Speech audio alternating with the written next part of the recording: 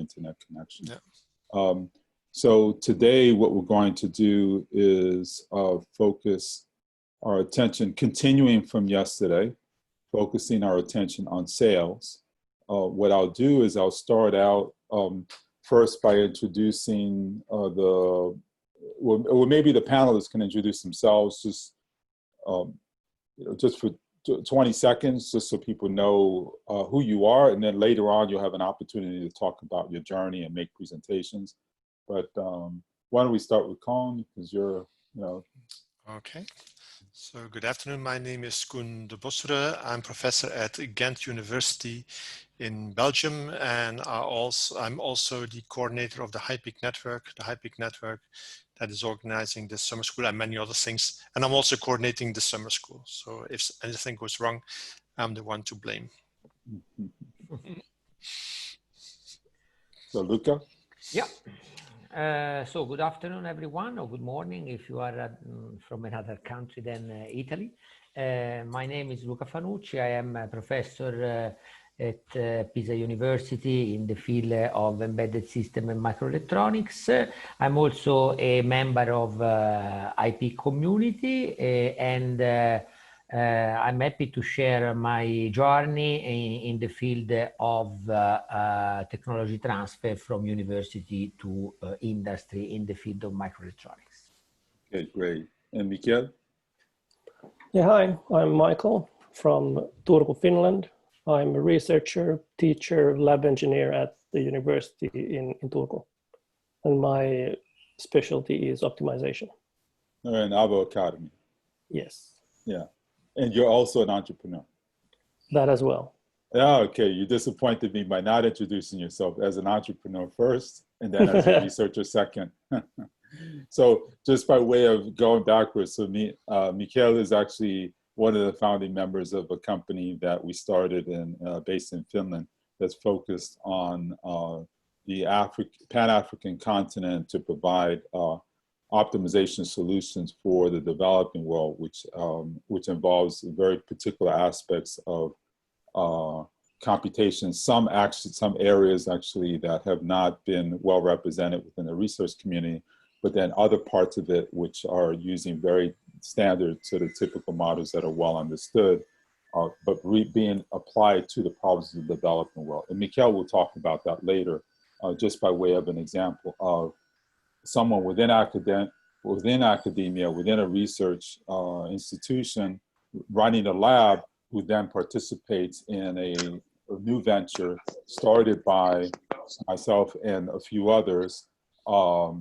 And so he can speak of, when he makes his presentation, you'll hear from his perspective how he thinks of the business, right? And how he is going through his journey as a researcher into the realm of attempting to sell the idea, sell the concepts to another audience. Luca and I actually met each other in Pisa many years ago, and he stood out in my mind as certainly an outlier, as a distinguishing academic career, but in addition to that, was able to inspire some of his students to consider alternative careers other than teaching, right? Because we all know the stresses of university life, and there's more PhD candidates than there are jobs. A lot of candidates end up doing endless postdocs, right? And not able to get beyond that and get a teaching assistant. And so Luca found the path for his very talented students to find another way for them to basically execute the practice from his instruction and his teaching, so that value then made it into the community, into industry and society, as well as it continuing to maintain the research. So for today's audience, going from yesterday very focused on commercialization and selling from a industry perspective, today we're switching the topic to, well, what does entrepreneurship mean within the realm of academia, researchers outward, right? Talking to people who have recent experience like Mikael, have very long experience like Luca, right? And then with Koen, what I asked him to do is essentially reframe his journey, because this is another individual who has a, a stellar career in academia and research, and obviously is a global leader in his field. But then you look at what he's done within the community to organize it and, to take on sort of these kind of duties for which, obviously he's not doing for riches of wealth, right? But he's making a contribution to the field, he's making a contribution to the community. And from my perspective, in talking to him, that fits into the broad definition of entrepreneurship. So I asked him to sort of reframe his journey from the perspective of an entrepreneur relative to the discussion that we had yesterday in terms of the skill of selling. Okay, so now what I'm going to start out today, I'm not going to repeat the session from yesterday. If anyone missed it, I think we're going to distribute all the slides, and the video will be distributed as well. If you don't follow along today, the initial slide, you have to review what we did yesterday, and then today's slide will make more sense, right? And so I'm just going to, as I did yesterday, we have mostly interaction, mostly discussion, mostly conversation, because of this forum, we can't see the audience. We have a number of facilities for the audience participating. You can raise your hand, you can ask questions, you can comment. We'll certainly have a poll to help engage the audience. But essentially, we live in a world of reality TV. So what you're going to be watching is conversation amongst peers around a topic. And so view it more like a television program with some interactivity. So please make use of the Q&A, raise your hand, try to participate in the polls, and also certainly add your comments, and we'll try to include and incorporate that into the discussion. Ask your question, let people present. You ask your questions, and then we'll try to respond. We'll leave enough time to answer those questions.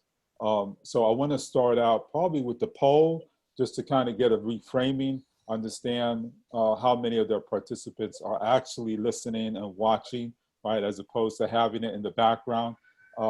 We do have this phenomenon of as of today, strange, 290 people have registered. Even after yesterday, even more people registered.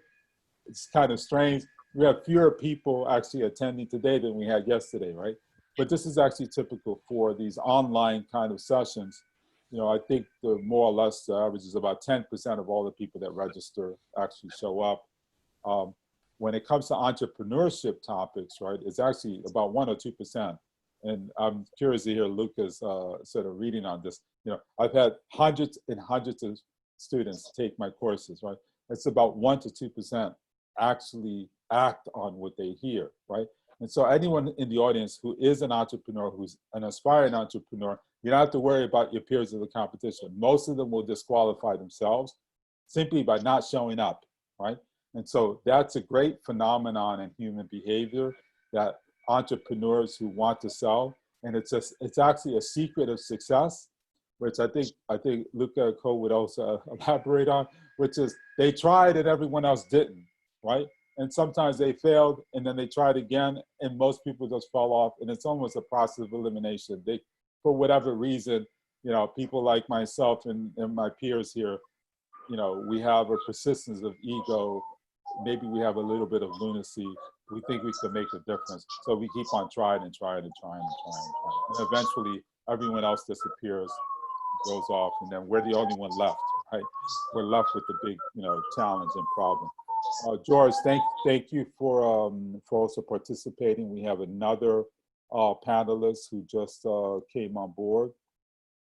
He has a slightly different profile. He actually, I'm not sure if this is the father or the son, but this is a family business that makes use of research and technology, and they've done a lot of European projects. So obviously they're very entrepreneurial, and they're also involved in academia as well. So they make use of research and academia across Europe, in particular in Romania, where they're based, and then they apply it to a broad range class of problems.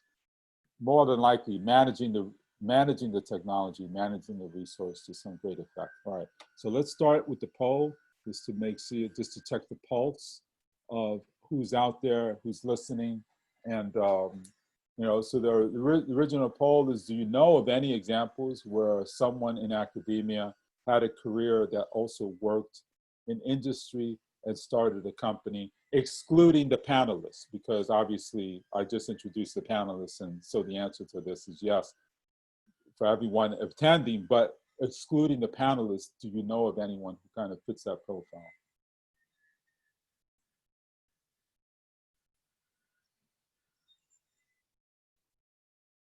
All right, we have 13, 14 responses. Let's see if we can get close to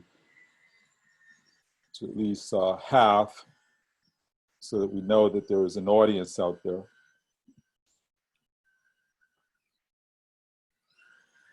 And I understand there may be some participants who dialed into the audio only. So obviously they're not live interactive, so they won't be able to participate in the poll, but that's okay.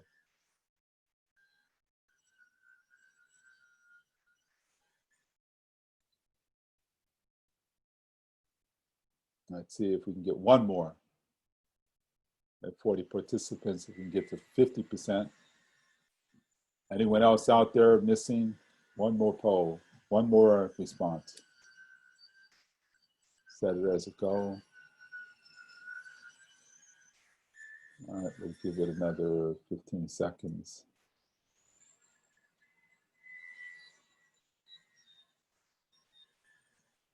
Anyone else want to respond to the poll?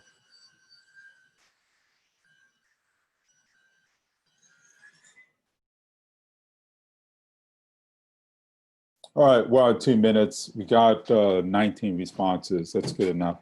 So I'll, let's see, I'll end the poll and hopefully everyone can see it. Okay, share the results. All right, so if we look at the results, it's about close to 80% of everyone said that they knew of someone who, you know, within academia that also worked in industry and started a company. So that's actually a really good result. I could say that that is quite unusual. It's indicative of the audience probably being a bit more experienced, which is interesting. My guess is that there are likely fewer students in the audience and more people from within either industry or faculty that has had the years of experience to have encountered someone who kind of fits that profile. So it's so it'll be interesting so I'm expecting, given this result, that we'll have lots of questions for the panelists in terms of sharing their experiences and/or comments in terms of what other people have seen or observed of others within their community who have gone through this journey and had either problems or issues or successes that they want to highlight. You know, things that we can all learn from and kind of you know, share with others. All right, so let me let me start with a okay, let me share my screen. Okay, then get this out of the way, and just give me 1 second, huh?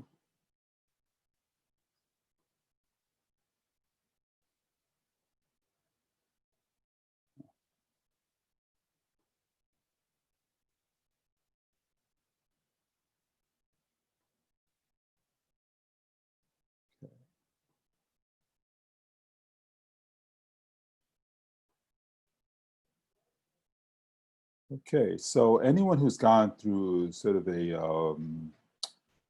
one of these startup programs or startup incubators is familiar with this term Canvas, right? It's a business model canvas. I've set up a number of incubators and accelerators and been involved in corporate programs as well as within a university setting, namely University of Pisa in particular. And let's see if I can get this bar out of the way.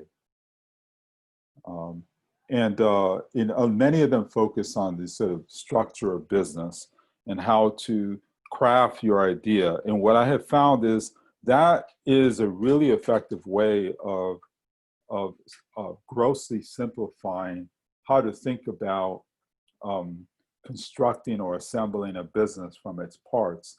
And with all the emphasis, one of the things that I've discovered in these programs is that a key skill or a key point of view is missing. Right? So what I did I participate in UniCredit as a startup program that they do every year, and they asked me to come and spend a week with 40 of the companies that they select out of 900 submissions. So these are companies that are already funded. These are companies that have customers, that have a product. A lot of them come out of a university setting. So they've gone through the tech transfer journey.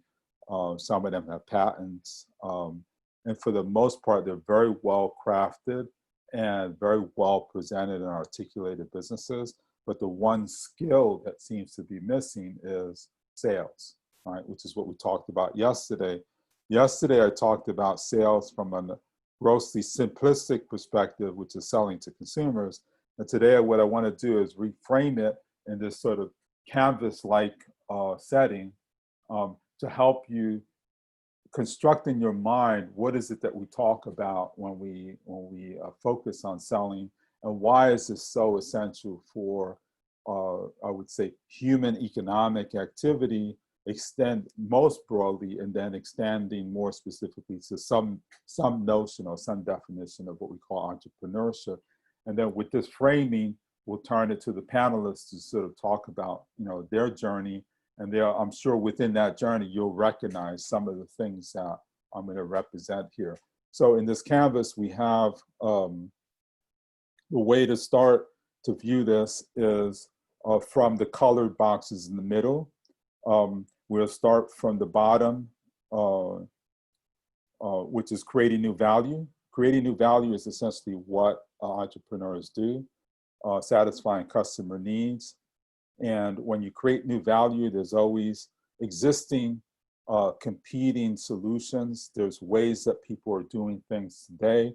As you've overcome the objections of the status quo, this turns out to be something that is very difficult to do, because when there's entrenched solutions and status quo, there's oftentimes a lot of resistance to change. So this new value, the gap between the new value that you're creating and the value that already exists that might be good enough, has to be great enough for people to actually consider the change. Now, there are these outlier effects where something radically new comes into being, but that's historically, that's very, very rare.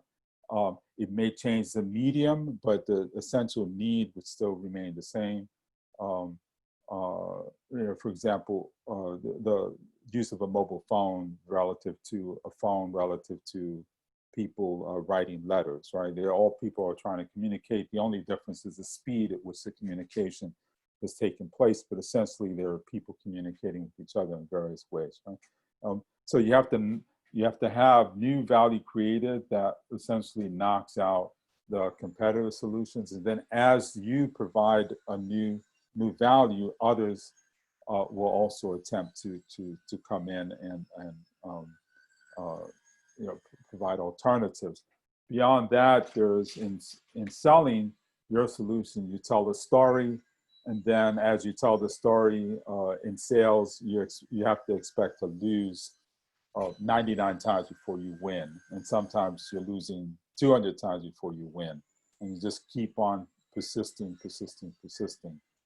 Creating new value requires people to be risk takers, entrepreneurs who are trying to create new value, become change agents, become catalysts to making the world better, tend to take on risk with some perceived reward and benefit to themselves and to others.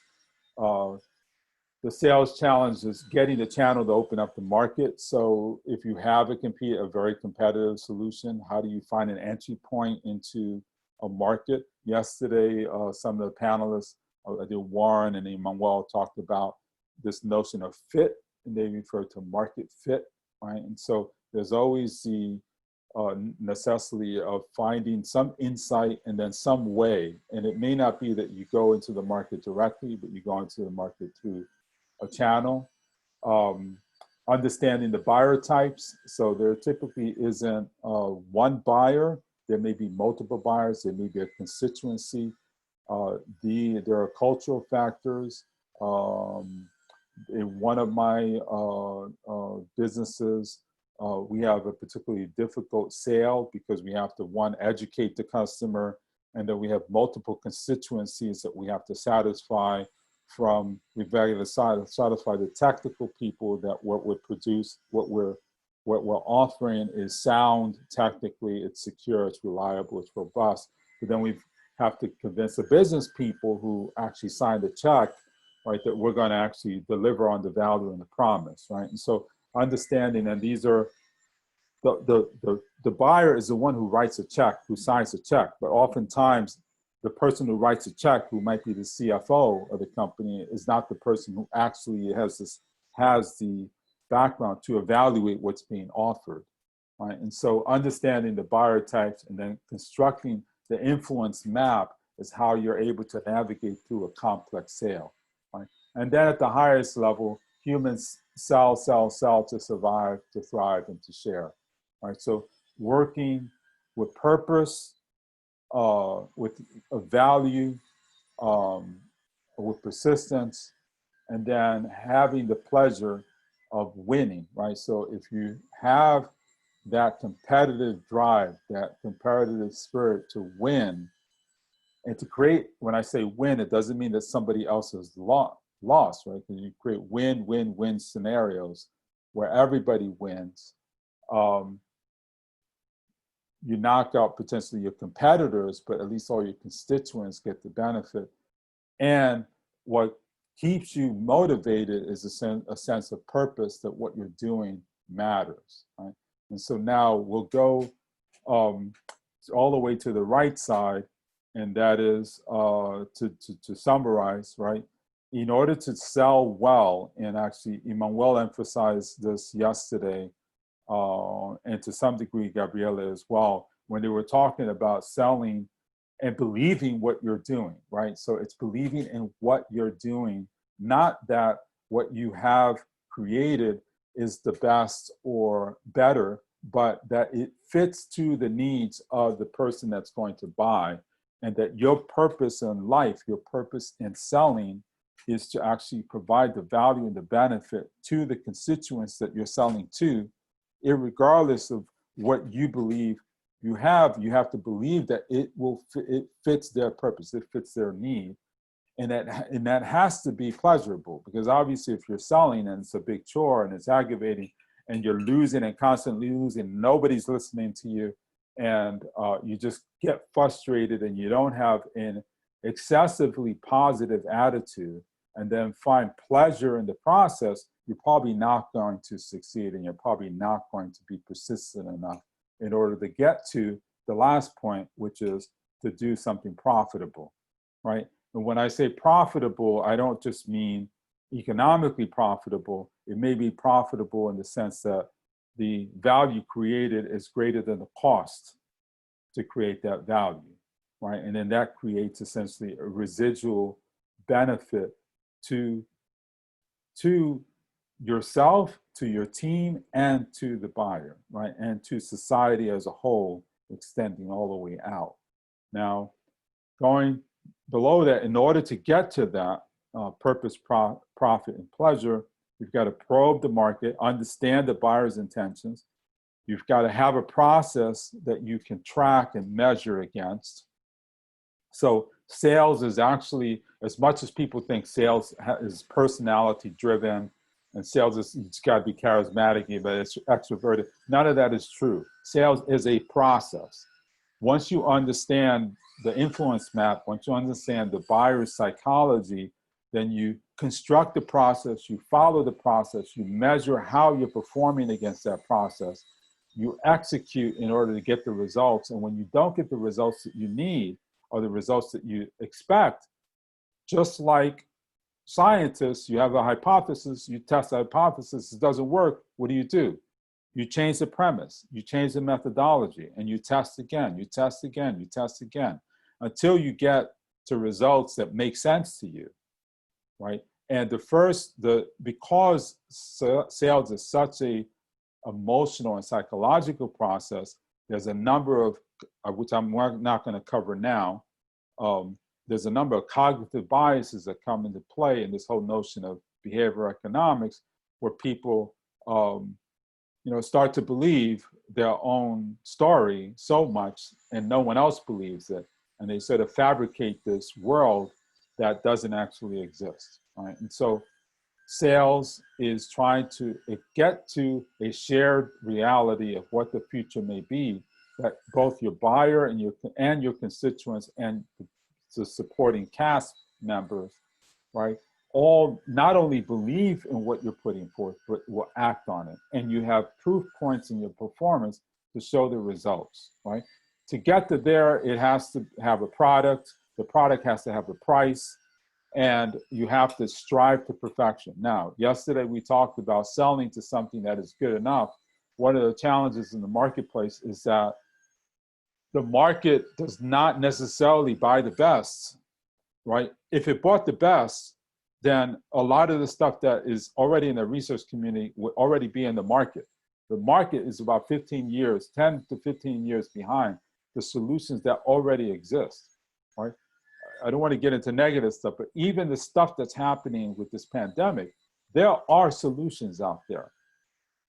They're less than perfect. Some of them are good enough, and a lot of them are better than nothing, right? But look at what the situation that we're in, right? We have a situation where nothing is perceived as adequate, right? And we can see the results, right? And so while we strive for perfection, perfection is a process, it isn't an outcome, right? And so our products have to be good enough to enter the market, better than what exists as the alternative.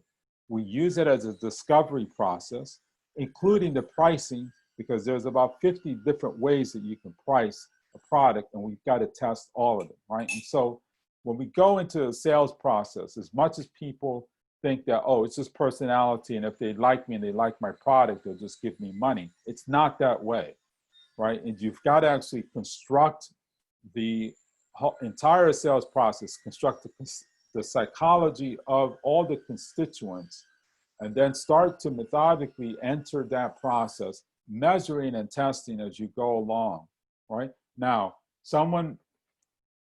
people who know this topic might say, well, wait a minute, Ray, that's actually product management, product marketing, that's business development, and you're confusing selling with business development. So my notion is everyone sells across the company. And while that's true, you can sort of partition these things to a certain degree. It's a continuum. And when I start companies, as I said yesterday, I only hire entrepreneurs.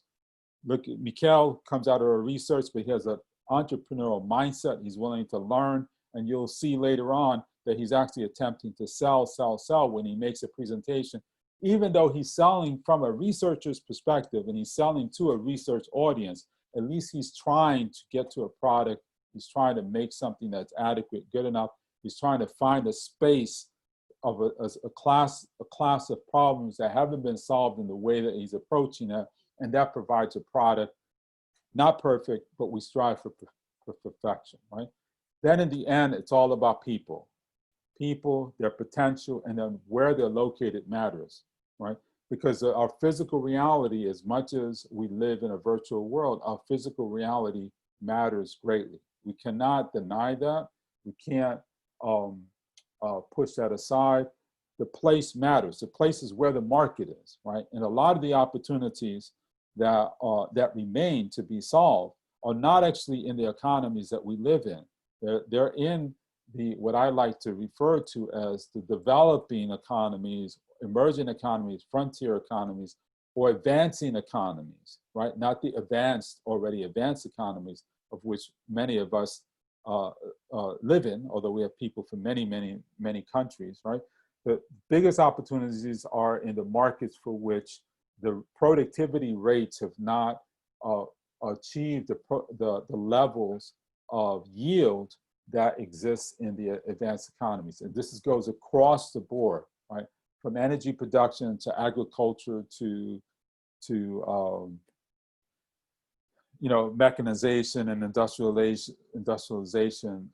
And there's many, many big problems, all of which can benefit from increased productivity that comes with applying technology. And relevant to this community, when we talk about technology, it refers to computation. And when our interest in computation for this audience is obviously high performance, and high performance in the whole, but then in the specifics, it's embedded smaller, right? And then the just general marketing term of IoT and all of the rest of the implications of what that means, right? So people matter, the potential and the place matter. Now, I also included in the sales canvas, some prompts. I'm not going to go over each one of those. This slide is available to anyone to make use of in their teaching and their courses and their business. You won't find this topic or this canvas anywhere. It's of my own construction, my own doing. It came out of a need to try and explain this to people who were already running businesses and already had some success, but were struggling with how to actually get beyond their success to get to a point of rapid growth and rapid scale. And this helped reframe them so that they can understand what aspects they needed to work on and improve. All right, so now what I'm going to do then is I'll leave this up. Let's see if we have any questions in particular that the audience wants to ask or comments. Let's give a minute for that. I don't see that anyone has asked any questions. Now's your time. No questions, no comments.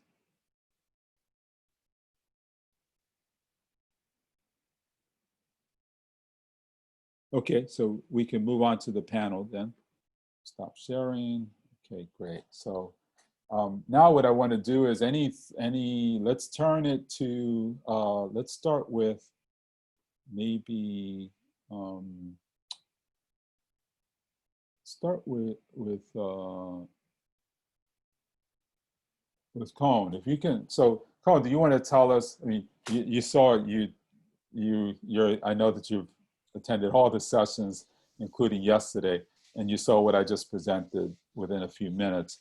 Can you tell us a little bit about your journey in academia? And then, as you know, before we started the session, you were highlighting a few points which I thought were really very interesting, and is exactly the points that I was hoping you would make about this notion of sales within the context of your career and your journey. You could describe your journey first, and then within that, how sales skills helped you sort of, achieve the milestones in your journey. Okay, thank you. So as I have been introducing myself just a few minutes ago, I'm professor at Ghent University. I became professor in 1993. It's a long time ago.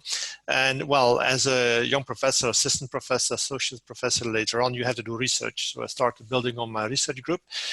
And in order to do that, you need money. You need money to be able to hire students and then to pay them, and then to make sure that they get the PhD, and even to pay for the reception after the PhD defense. And that money is coming mostly from funding agencies, and actually that's sales. You have to send the student to a funding agency, or you have to submit a proposal, and you hope that it will be selected. And the success rate is, if you are lucky, 33% or 25%. If you are unlucky, it's 10% or less. And you have to try to survive in that situation. And in the beginning, that doesn't work very well, but after some time, you get experience and you learn from the mistakes that you make, and you learn how to write successful proposals. And also you build a network, just like in a company, basically of people that are willing to work with you and to collaborate. And then you can submit joint proposals. So that's all something you have to learn in that beginning. And then, well, at some point I had a research group of around 20 people, which is a small company. And that also means that an increasing part of the time goes to sales, which means that you have to find the money to keep all these people on board. And you continuously have to look for other projects. And if you're unsuccessful, you have to fire people, or you cannot offer them a new contract. And but that works, especially if you're part of a larger team. You have also people supporting you. So that's, I think, entrepreneurial.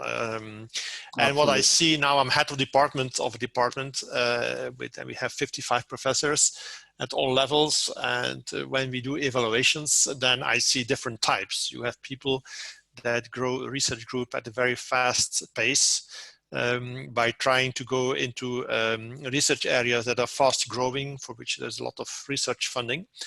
And then you have other peoples who don't care about the fast growing areas like artificial intelligence or other domains that are fast growing.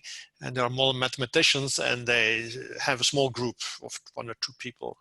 So there's really a range between a professor with 1 or 2 students and professors with 20 students, depending on the ambition level and their skills to sell their research.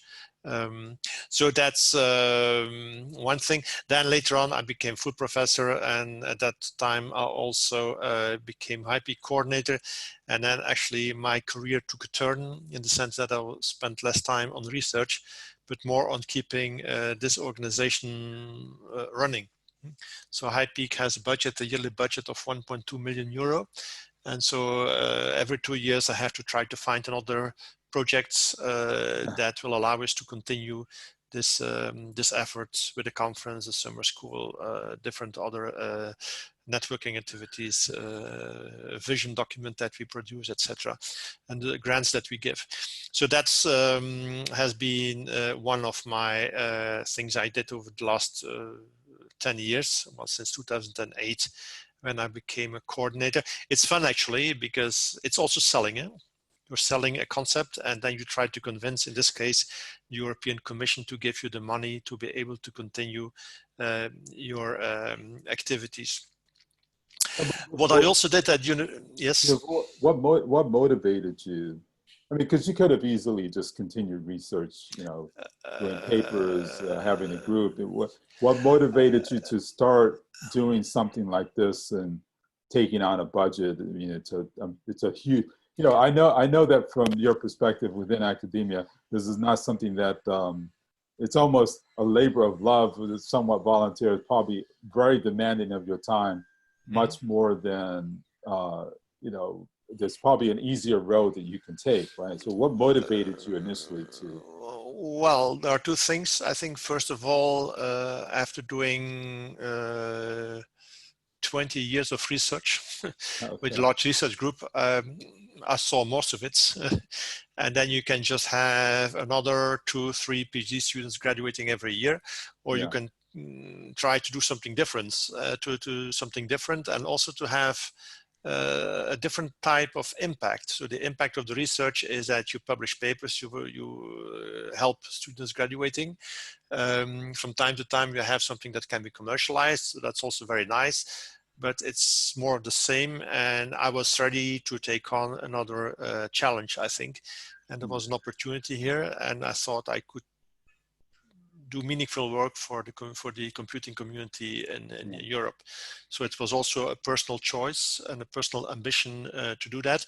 And the fact that I was full professor at that time gave me the opportunity to do it, because as long as you need promotion, you have to publish or you perish. Once you are at the level that you are not evaluated at that level anymore, or at least your employment does not depend on the publications anymore, you can afford spending time on different things. And that's one of them. I did many more things than just this, Yeah. HiPEAC, but that's one of them I did. And this was actually the first non-research activity that I started, yes. So how many, so just curious, of your former students, because you've had many over the years, how many ended up in industry? How many ended up in academia, teaching, more or less? And are you still in touch with these students? So they still look to you to guidance and counsel? No, they don't come back for me for advice. But I think I would say 80% is in industry, 20% are professors at universities.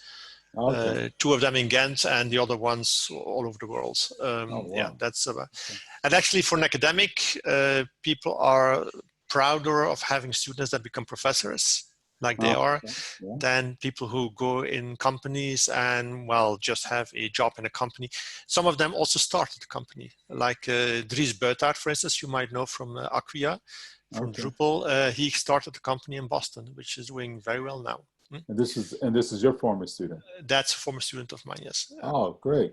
Yeah. And did any of his students start a company for which you then participated in, and they asked you to advise or anything like that? No, not really. There's several of our students of the lab, for sure, started a company. Some cases, like Dries, it was his own startup. Other students started a spin-off company with university and were successful too. But I was never involved in the companies themselves now. And now, is that, given the couple of years you've included this entrepreneurship track, is your point of view changing in some, like, I'm curious, how is the actual activity you created sort of influencing you in your own thinking in terms of what else you might want to do in the future? You've already done everything you could do, but there's always, I understand, as an entrepreneur, you're an entrepreneur, obviously, so there must be something that's emerging in your head, like you're thinking, okay, there's something else I'd like to do. Like, what's emerging in your mind as to what you'd like to do next? At a personal level, what I learned most from HiPEAC are 2 things. First of all, building a network, because we are a network of 2,000 people. So I would never have had a network of 2,000 people before HiPEAC. And the second thing, and that might surprise you, we produce a vision document every 2 years on where actually it contains recommendations for the European Commission, where we as a community want the Commission to invest their money. Maybe create a European processor or do something in cybersecurity, whatever. And in that, so I have been involved in that effort for the last 12 years, I think. And there I have learned how to look in the future and to see trends and to try to predict what's going to happen. And that's something that I learned later, most people cannot do this. I think in the company, you also have to try to predict how the market is going to evolve. But also in science or in research, you can do this. So, and when talking to colleagues, I often realize that I'm better at imagining how the world will be 5 to 10 years from now, or the university will be, or education will evolve than my colleagues who are just looking for the next year. Many of them. So that's something I learned by doing it. Yeah. So that's something we should talk about maybe towards the end of the session, just to give the audience sort of your point of view in terms of where things are going, and maybe things that they should be thinking about, problems that they maybe should be considering solving, because that's a opportunity space. Now, did you attend the session from Ricardo Preda and Eric Warden? That's on Thursday and Friday this week. I will attend it, yes. Okay. Because this notion of insight, foresight, forecasting, prediction, I think you're going to find it very interesting how they approach it, because they use natural language processing against a patent database in order to do some of this kind of work. I think that's going to be very interesting. If I would have to summarize my vision on predicting the future, for me it's pretty simple to predict the future. It's very difficult to change it. Okay. So we know that population is growing older. We know that the climate change is going to happen. Yeah. But the fact that you know this does not mean that you can change it. Yeah. Many things are predictable, but very few things are changeable. That's quite a challenge. Yeah, but it's almost so it's sort of, it almost like speaks to sort of a note. Well, this is the sort of the theory of science, or the philosophy of science, right? Which is, there's these, I hate to use this term, but sort of laws, right, for which govern things for which it's hard to change. We can't change the laws, right? And so these kind of, it's like physics, right? And sort of, it's a predetermined or fixed, right? We may have a nuanced understanding of it, but what we understand is essentially immutable. Right? So, a current example is many people have predicted that there was going to be a pandemic. But that doesn't mean that we were prepared. Yeah, exactly. Right. But if you go back over the last 10 years, many people predicted it. I mean, Ebola has been around for 40 years in West Africa. It's not new, right? And so, and coronaviruses, but that's a whole nother topic. It would be an interesting session for this community to have. So let's turn it to Luca, if you can, because I think your experience somewhat parallels Colin, but Luca, I know you have some slides. You can go through a journey. I'm curious to hear. I mean, I've heard this before, you know, when we met in person, but so Luca, you're still on mute. You're on mute, Luca. Here I am. Perfect. I mean, you said you had some slides, so it'd be interesting to hear your perspective on the journey, you know, from within academia. Absolutely. You've had a number of companies that you've helped start with your students, and I think this could also it's a nice follow-up to what Colin was saying. So I'm trying. I think you have control. You could share your screen and you could present. I will. Can I start sharing someone else? Huh? So okay. Then here. Then I start here. This one. Okay. Et voilà.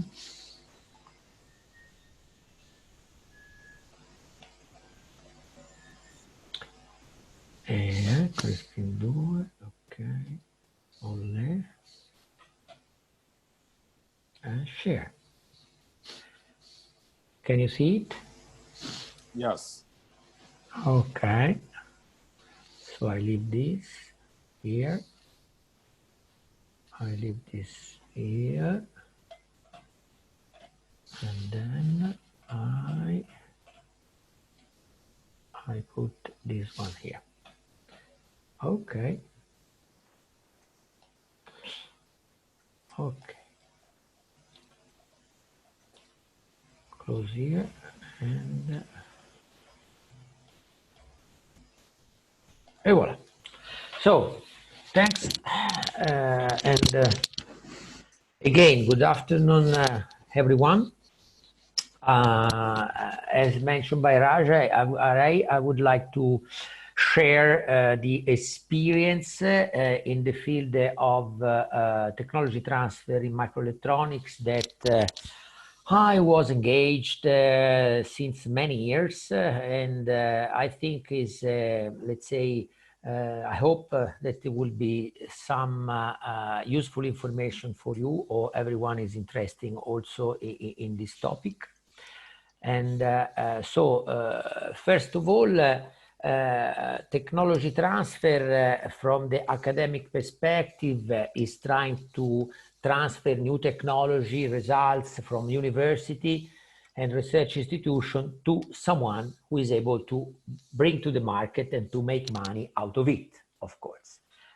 Unfortunately, there are a lot of interesting solutions that could be also very useful for the human being, especially in the term of assistive technology, that unfortunately, since they have a very small market, at the end of the day, no one is going to put to the availability of people. So this is very sad, even if there are a lot of solutions available. So at the end of the story, as I mean, you are learning here, you have to find something not only that is helping people to live better, but also to help many people to live better in order that you can actually survive as a company.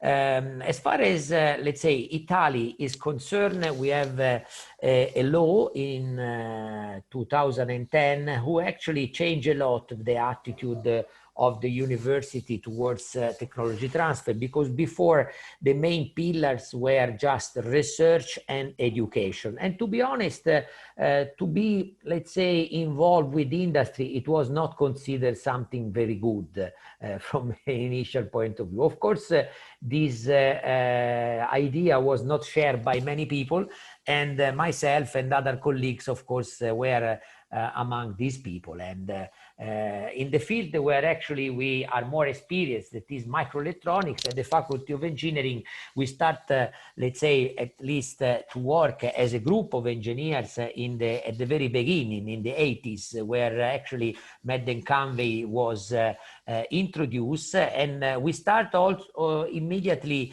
to look at the European perspective, and we became partner of the Eurochip program, who actually was helping a university and academia to get into the knowledge required by this new field, that it was microelectronics, and accessing also foundry and tools that were very, very much expensive.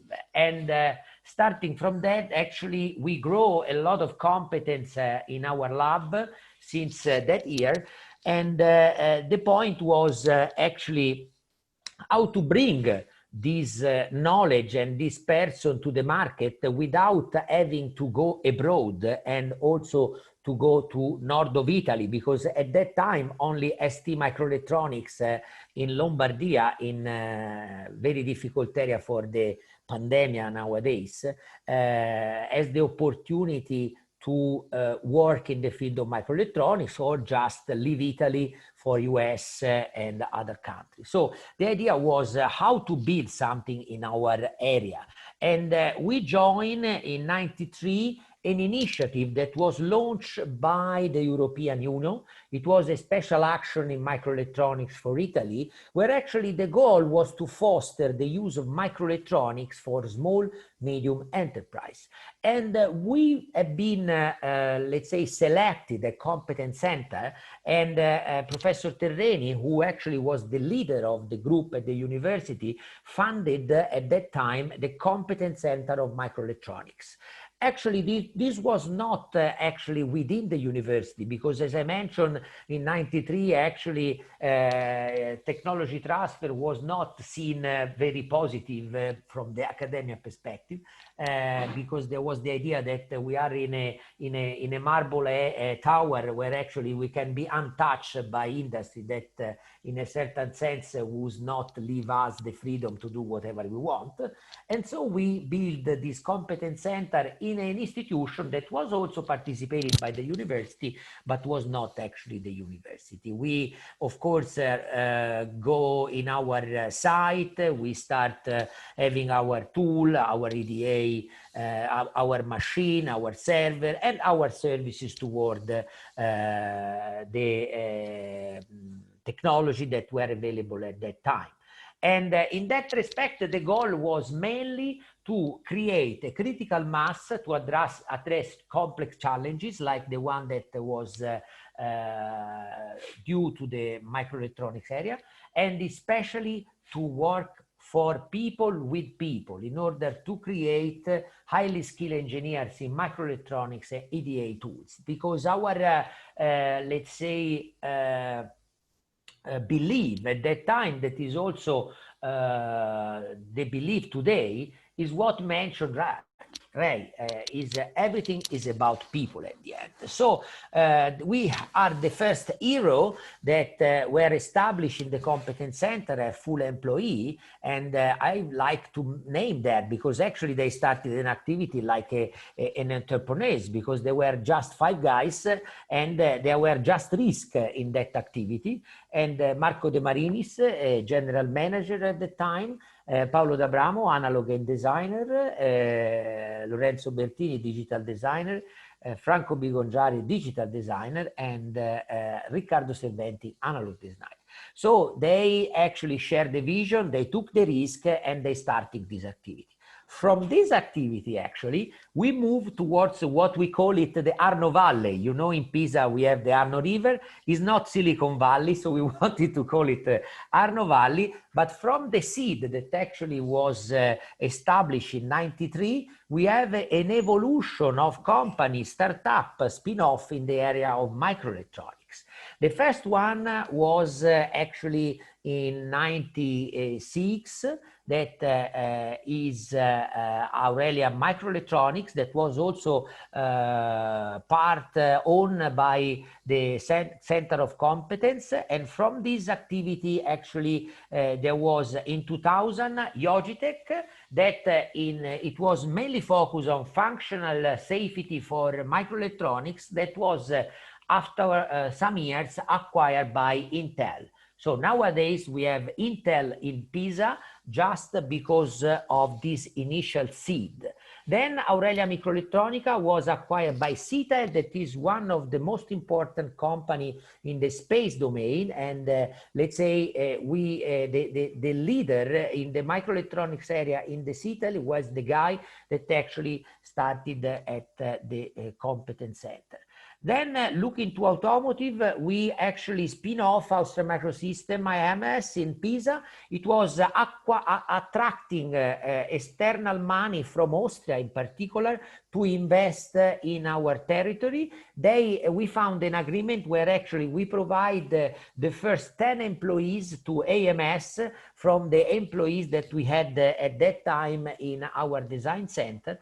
And actually nowadays they are still there, and there are more than 30 engineers working for MS in Pisa. Then in the MEM sensor, I was co-founder of another initiative that is Sensor Dynamics. This was based mainly on venture capitalists, and they actually were working in products based on electronics and MEMS technology.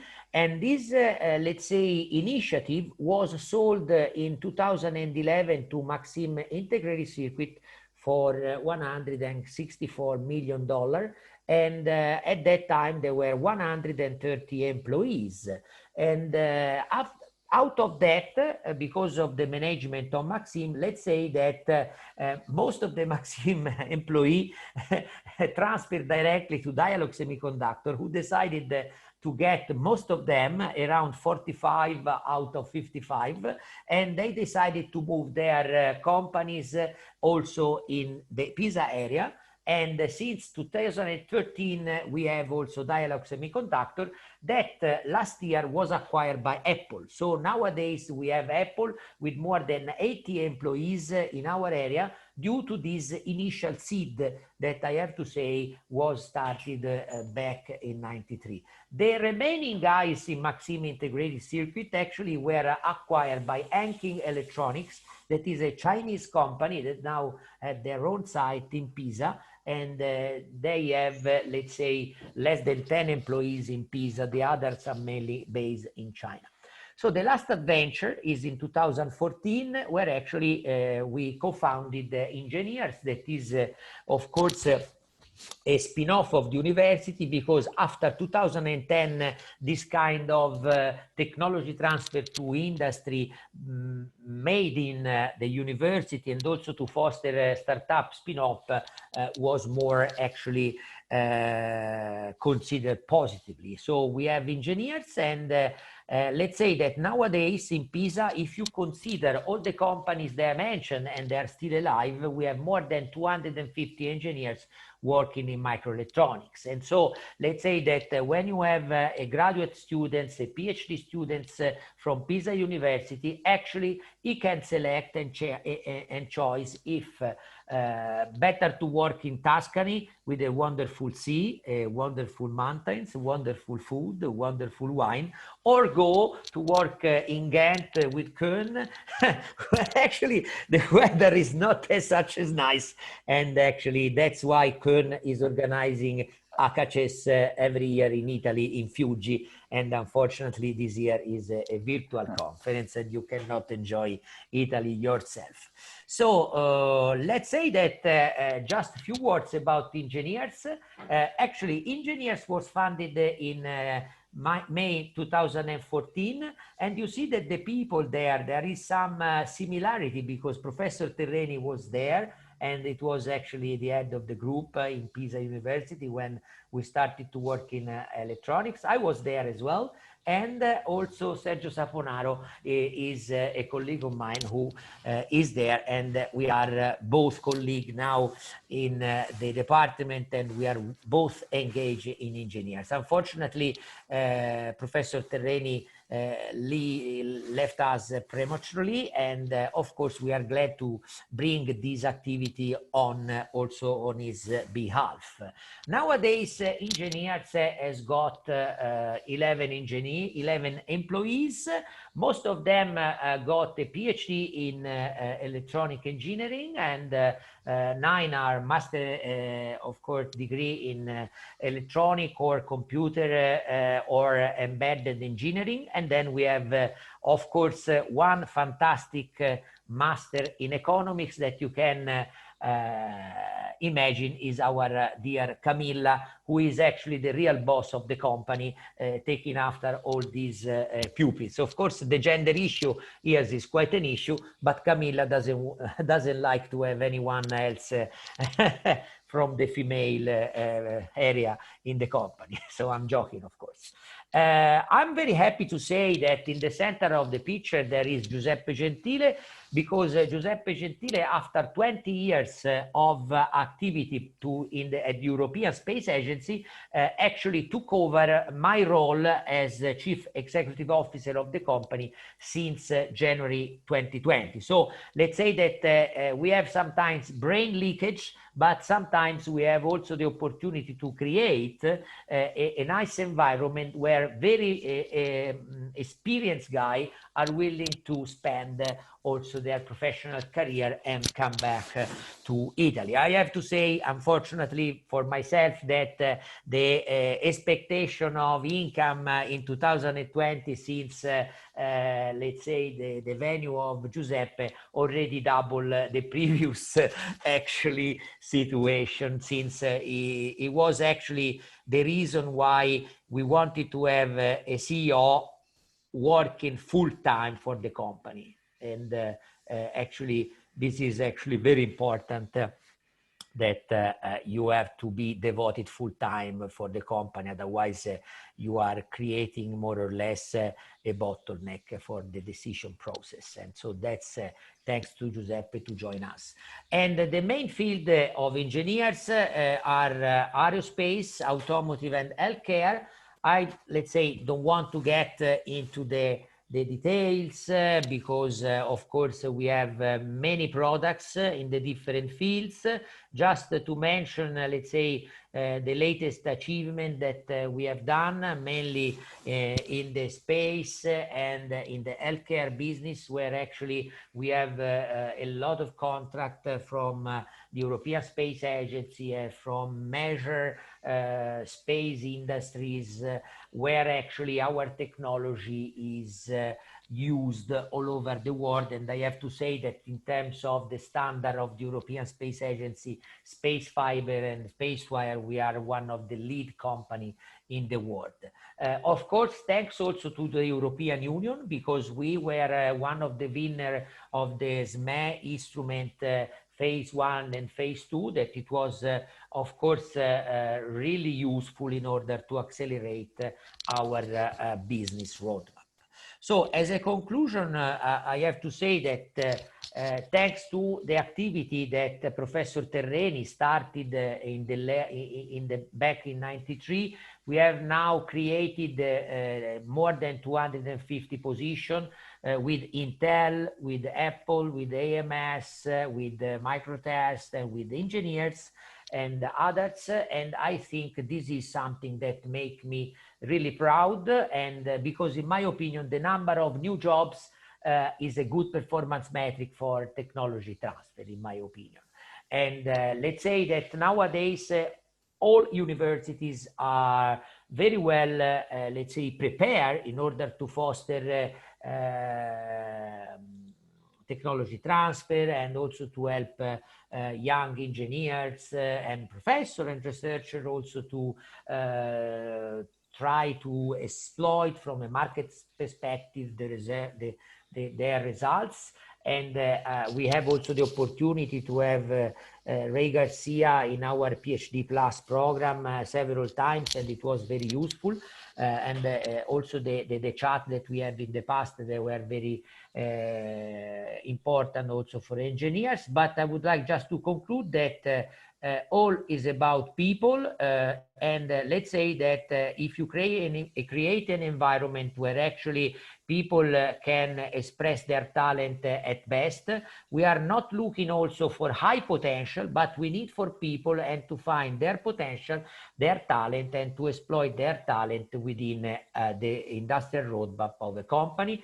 And especially they have to be part of the dream that, of course, the owners and everyone is bringing ideas believe on. So thank you for your attention, and I will be pleased to answer any questions now or even by email in the future. Thank you. Yeah, thank you, Luca. So I actually didn't know most of that, even though we had spent some time in Pisa.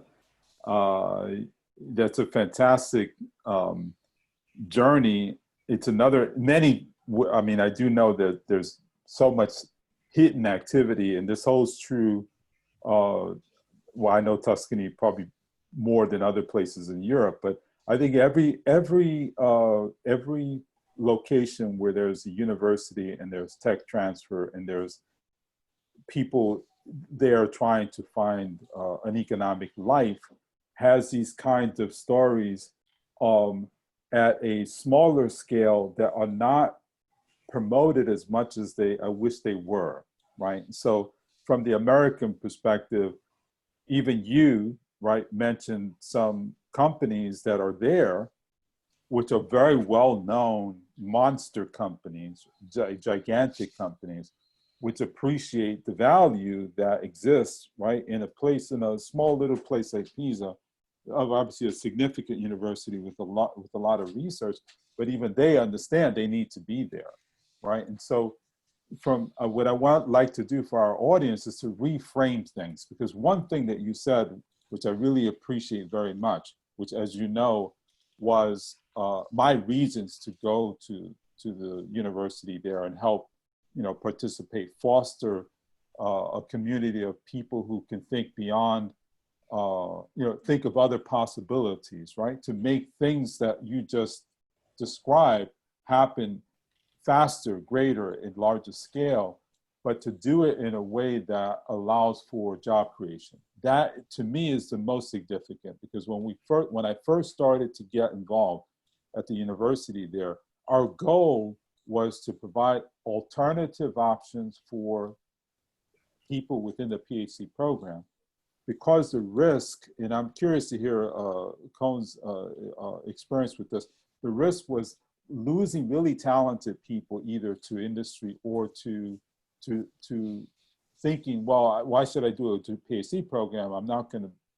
There's no jobs in academia, right? It's too hard, it takes too long, and I don't know if I'm gonna become a faculty. I end up doing a postdoc endlessly, right? But then every year I have to get a new contract, and it's just, Mikhail is kind of in this situation, constant, PhD, but the postdoc, lab, every year is a new contract.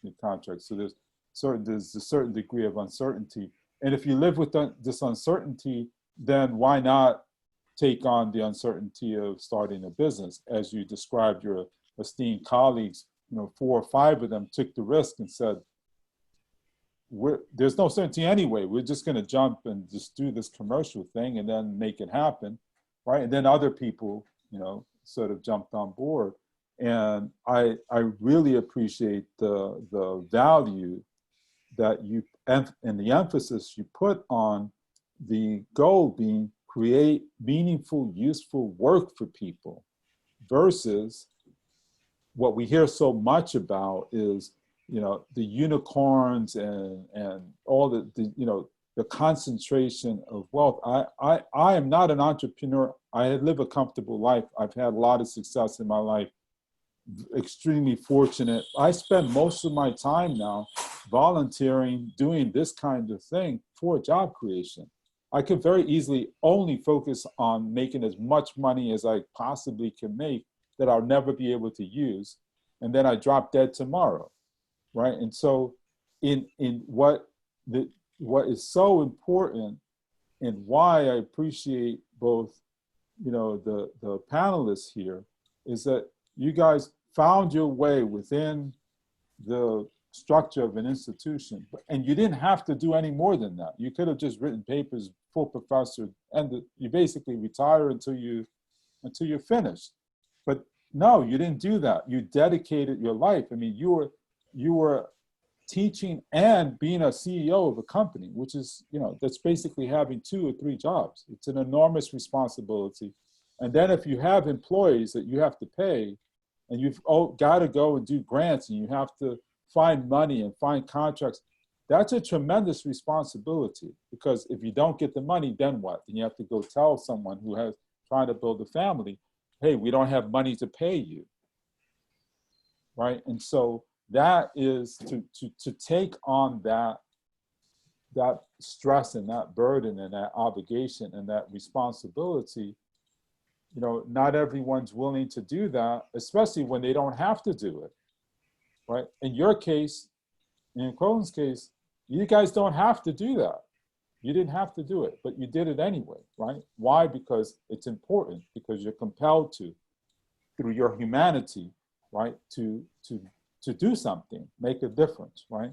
And that's even apart from the actual products. I mean, from our discussions, I happen to know a little bit about what you're doing in the healthcare. I remember that very well. This is very valuable, aside from the commercial and creating the jobs. The actual results of the work is very valuable for its effect on the delivery of, for example, in the one case, healthcare, right? And as you know, now with the pandemic and everyone thinks remote, right? Some of your products are like, they were visionary in the sense that now they're really needed. Yeah. Indeed, right? they've been used extensively in our area, because we were happy to have the technology available when the pandemic was there. So we were able to deploy the technology. Why don't you describe the healthcare product, if you don't mind, just very quickly, so the audience can understand. Yeah. So I think I have something. So this is actually space stuff. So this is automotive. I take maybe from where here. Cody, do you want to also comment on the sort of the value of job creation? So the point is, I mean, let's say this is my personal vision.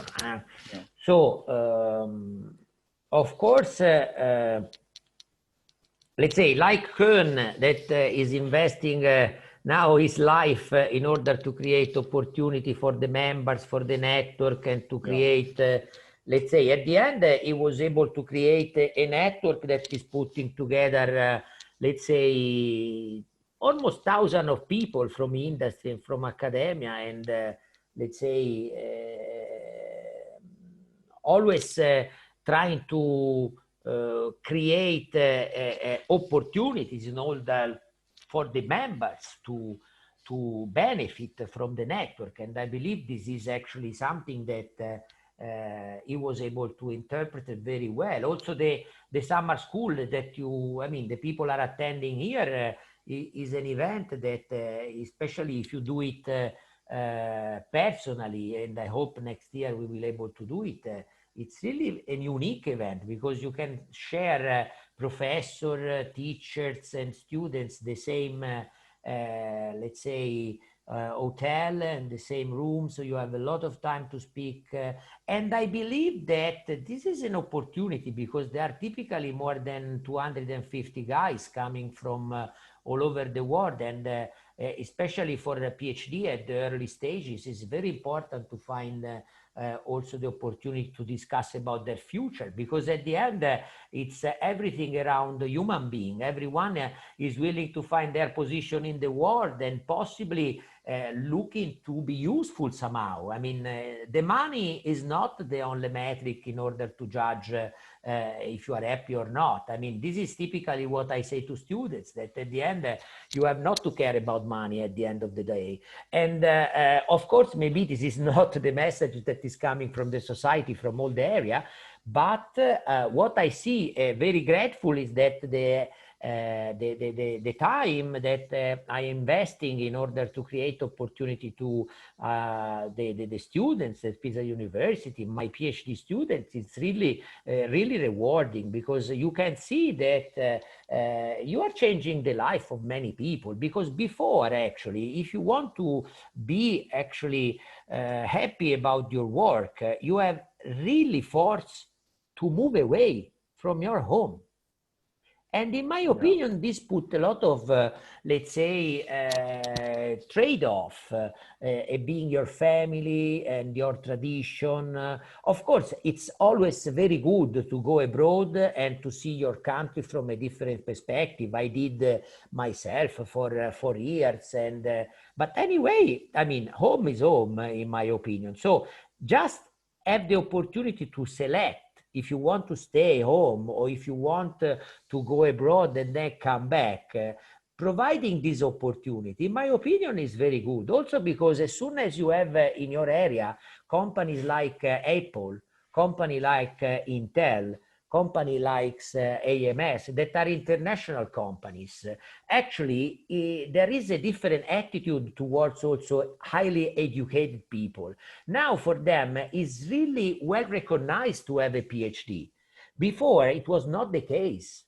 Now, actually, it makes also a sort of win-win situation, because we have a strong established collaboration with this company, because they believe that it's very important to have highly educated people. They can trust the University of Pisa in terms of their program in electronic engineering, in embedded system engineering, in computer science engineering, in cybersecurity engineering. And so this kind of, let's say, seed that we put on the floor, actually, it was very useful for those guys. And I just spoke about the field where I was personally involved. But we have, for instance, other companies. In my department, we created something like 20 spin-off. One was acquired by Cisco just recently. So actually, I believe that this is one of the role of the university. We're actually not only creating value in terms of highly skilled engineers, but also to open and to trying to find also to create job opportunities in any territory. For instance, in Italy, nowadays, we have in the past a guy that, in my opinion, was very good, Pistorio, who has been the CEO of ST Microelectronics. Pistorio was a fantastic person. He is from Sicily. And one of the things he did, it was to actually put an important site of ST Microelectronics in Catania. Oh, I know. I've been there. Yeah, I know. And so, let's say, nowadays, Catania is one of the main site of ST Microelectronics. And this is creating important opportunities for Sicily, where actually unemployment rate is much higher than in the north of Italy, and creating the possibility also for the University of Catania, for the University of Palermo to grow and to create a partnership in order to deliver, let's say, programs that are also very useful for Sicily. And so I believe that this kind of joint venture between industry and university academia could be very beneficial for the country. Yeah, so I agree totally with you in terms of and I think this is slowly happening in the global economy within technology, right? Historically, we've had high concentration of a few places, right, benefiting from many people from all over the world going to a few places to then create, technology and to create jobs. And I think that's now changing where, and you gave the example of Catania, which I've been to. I've been to Catania several times, actually. I've done business there. And I've also been to Caltagirone and Taormina and Siracusa, beautiful fantastic places. places. Yeah, fantastic place. And why not? ST Micro, that's a really nice place and they have very smart people. And so this whole idea of creating jobs where you are, right? And the way to get to that is certainly if you're within an institution, a university setting, is to go through the tech transfer process, establish a network, right? Cohen is showing how you can build a global network, right? I mean, we have just in the registration is phenomenal. 100 institutions, 50 countries, hundreds of people registering. The network is fairly extensive globally, but then each one can actually focus their attention on the local job creation, using the talent that's available to them right within proximity, while at the same time balancing it with these either suppliers or buyers, right, that actually have a global presence, and then essentially distributing the expertise, distributing the commerce, distributing so that people actually have many options for creating, value, right, where they are using the resources that they have in hand.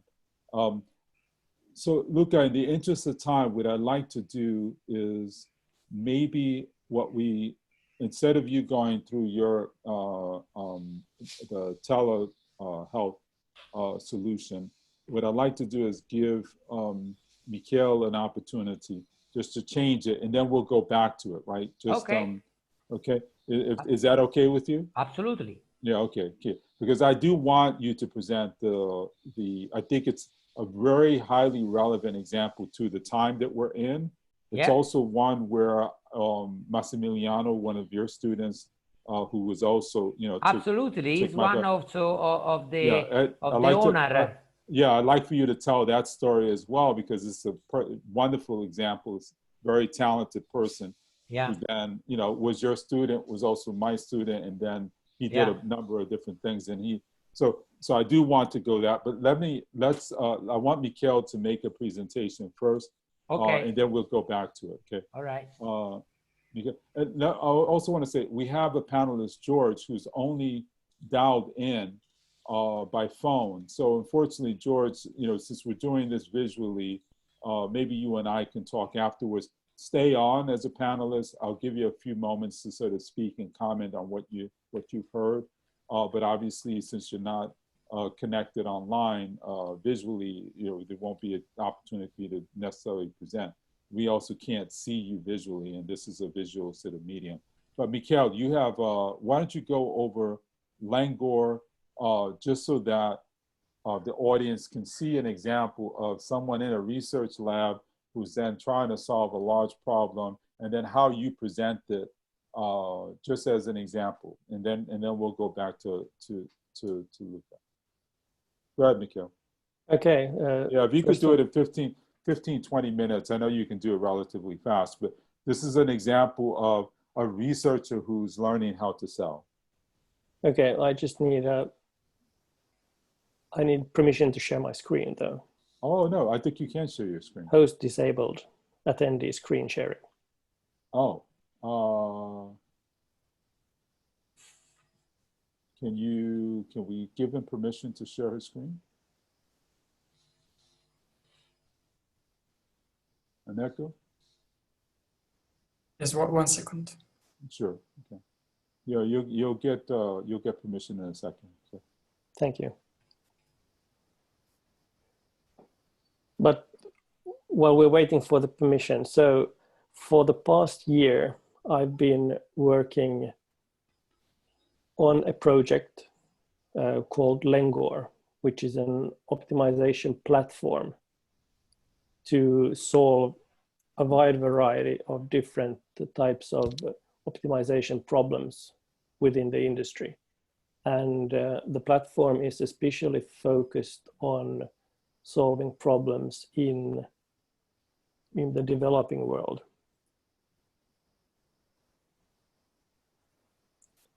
Right, you should be able to share your screen now. Yeah, let's see if there's some lag because it's still telling me that it's disabled for me.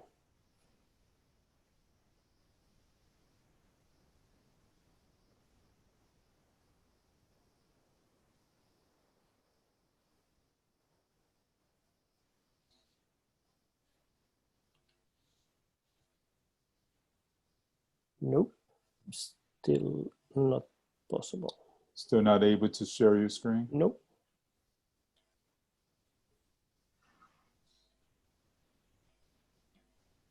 Let's see here.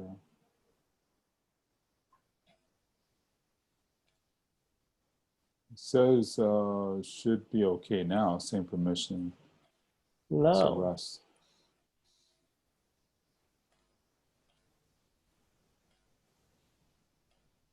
All panelists can share the screen now.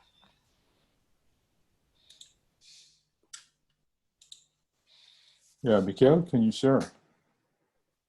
Yes, I should. Okay.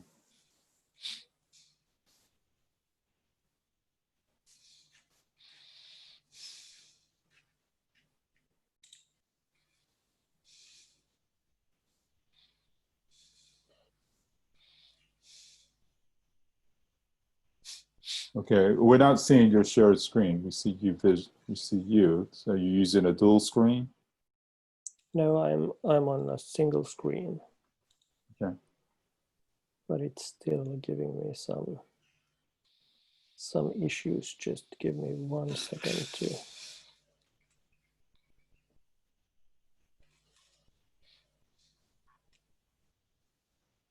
So while you're trying, Ray, maybe there's still another thing. So in 2012, we started at Ghent University with student entrepreneurship. Oh, okay.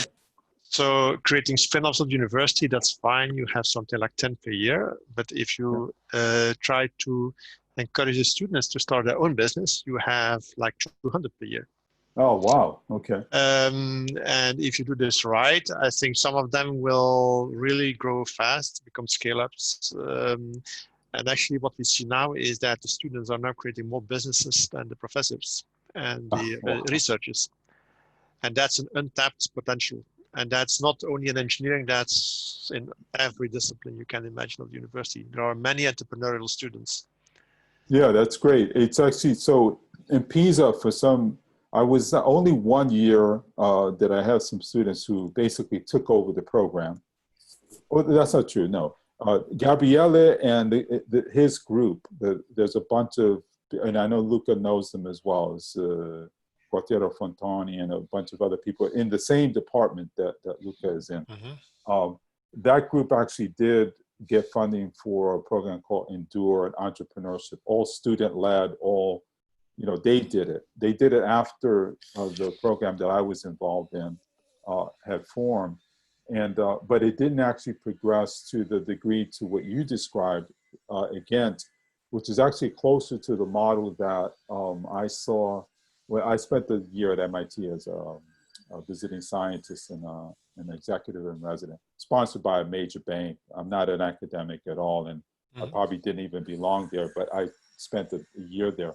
And what I observed there was that actually the entrepreneurship. Ray, or actually, do you see the screen now? No, we can't see the screen. Okay. Still black, because yes, it does say that I am. Yeah, we don't see the screen. But I was saying, so Colin, at MIT, it's all their program, including the funding to the spin-offs, is all student-led, exactly as you have in your university. Yeah. And well, that model works really well there. I have, unfortunately, I have not figured out how to replicate that in any other school. I tried it at 2 other schools, an engineering school also in New York, and it was not It successful. works. Well, maybe we should discuss showing this. up now? Yeah, now we can see it. Okay. Maybe we should discuss this offline, but it works. It takes time to implement it, but it really works. But the thing is that compared to a regular startup or spin-off, they can start without funding, because they are supported by their parents. They are still students. So if they work on their startup the last 2 years they are in university, it's basically for free. They can experiment as much as they can. They only need funding after they have a first prototype and they graduate, and then they want to start, which is a unique opportunity. You have this once in a lifetime, and an increasing number of students understand this and want to take this opportunity. Fantastic, yeah. And supported by the government now. So that's really, so the government has dropped all taxes for all student entrepreneurs. That's fantastic. That needs to be replicated across Europe. I mean, that's a model that I know. That's a model that I know will work really well. And it's self-generating. We changed the law for that. So the university asked to change the federal law on taxing, and they did this. And now students can just do whatever. No, there's a limit. So as soon as you pass a particular threshold, of course, you have to start pay taxes. But as long as the enterprise is small, you don't pay taxes. Fantastic. Yeah. Well, whenever the travel, restrictions get lifted in 2 or 3 years, I'll make sure to go through. I've been through Brussels many times. I'll go through Brussels and maybe visit you again. I'd like to actually learn more about it. Okay, Mikhail, so you want to go and make the presentation? Yes, for sure. So, as I already mentioned, Lengor is an optimization platform, and it's for companies to run optimizations effortlessly. And as sales is the topic of today, trying to sell a platform can be really difficult because you don't have a flashy app, you don't have a flashy front end to show to your prospective customers. You just have the back-end technology, and you have the idea of something that's never been done before, and you have to sell it to someone without being, you're obviously proud of what you've done from a technology perspective, but the sales pitch can't be too complicated because you will lose most of your customers before slide 5 if you make it too technical and too complicated. But Lengor, what it is, it's designed to solve problems in the messy real world. And in order for anyone to be really profitable, it usually involves optimization.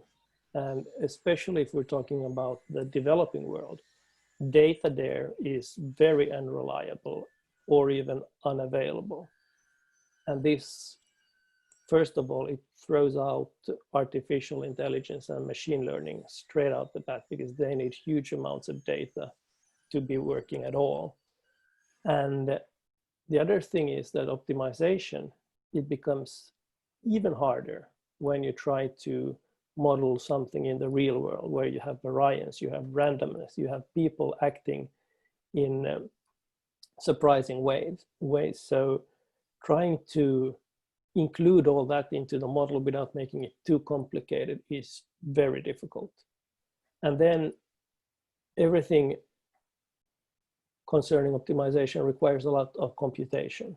So we've tried also to solve the problem that there is not that much computational power available in emerging markets. And then the final piece of the platform, which is probably one of the key pieces of it, is that in order to make anything work in the real world, you actually have to coordinate things. You have to communicate between different parties, because just knowing the best solution doesn't change anything. We've already talked about this today, that we can predict things, but it's hard to change things. And the same goes for trying to implement a solution, you have to be able to communicate it to everyone in a coordinated manner for it to actually work. And only then will you actually benefit from the optimization itself. So we've been looking at emerging markets, and we've identified several aspects where our Lengor platform could be of great use. First of all, we have logistics, and especially last mile delivery. This is an age-old topic in optimization, something that's been researched heavily, and especially in the developed markets, it's been used a lot. Then another point of interest is retail.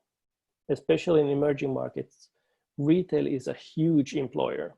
So having efficient workforce planning and allocation is very beneficial. And then the cornerstone for most emerging markets is agriculture. But there's very little useful tools, optimization tools for agriculture presently. It could be anything from optimizing how to use land, what crops to plant where, or how to optimally feed your chickens or your cows or whatever livestock you have. So you have a feed that's both nutritionally good and cheap to produce. And obviously healthcare, you have huge demand for resource allocation at the moment. Then another really well-researched area is manufacturing. And then the last point is sales agents, something that's quite unique for emerging markets, but could be very, very interesting in terms of building these intelligent networks of peoples trying to bring in cash to the digital world and to empower small business owners and small entrepreneurs to work together and that way have more impact. So Lengor is a platform for companies to run end-to-end optimization solutions where they don't have to worry about the actual mathematical modeling or the infrastructure required to run it. That's what we've been taking care of. One place where we've been looking at is this kind of agent commerce, where we have lots of agents in the community, and then we try to make them into a well-working, self-organized network. We try to optimize the way that they interact and work, because already at the moment, there are large such networks present. They're usually owned by banks or telcos, but they're still working on a very centralized model where the bank or the owner of the network is directing things. What we would want to do is to provide these agents with these optimization tools so that they could start to be self-organizing and not rely on some kind of central entity to run the network, but they would actually be able to run it themselves in a more efficient way. So in our thinking, the agents is at the center of everything, and he's the link between everything. And then he processes the demands from the producers. He knows what is provided, and then he acts as a link between the customer and the supplier, and in a sense also as a link between a bank and a customer who maybe doesn't even have anything else than cash. He has no digital currency.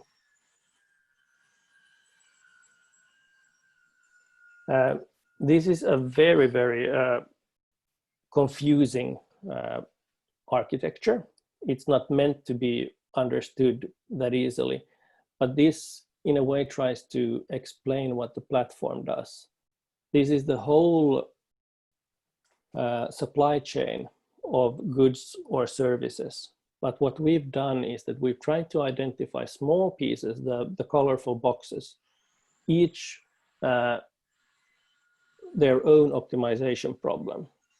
And then we've tried to build, or we've built a platform that's able to combine all these small pieces, these small optimization models, and bring them together into one larger meta model, so to say, where all these small models talk to one another, and the platform also communicates with all these real world entities. It's the white boxes. It might be an input supplier, it might be a customer, it might be a retailer, or it might be some kind of specialist within the network.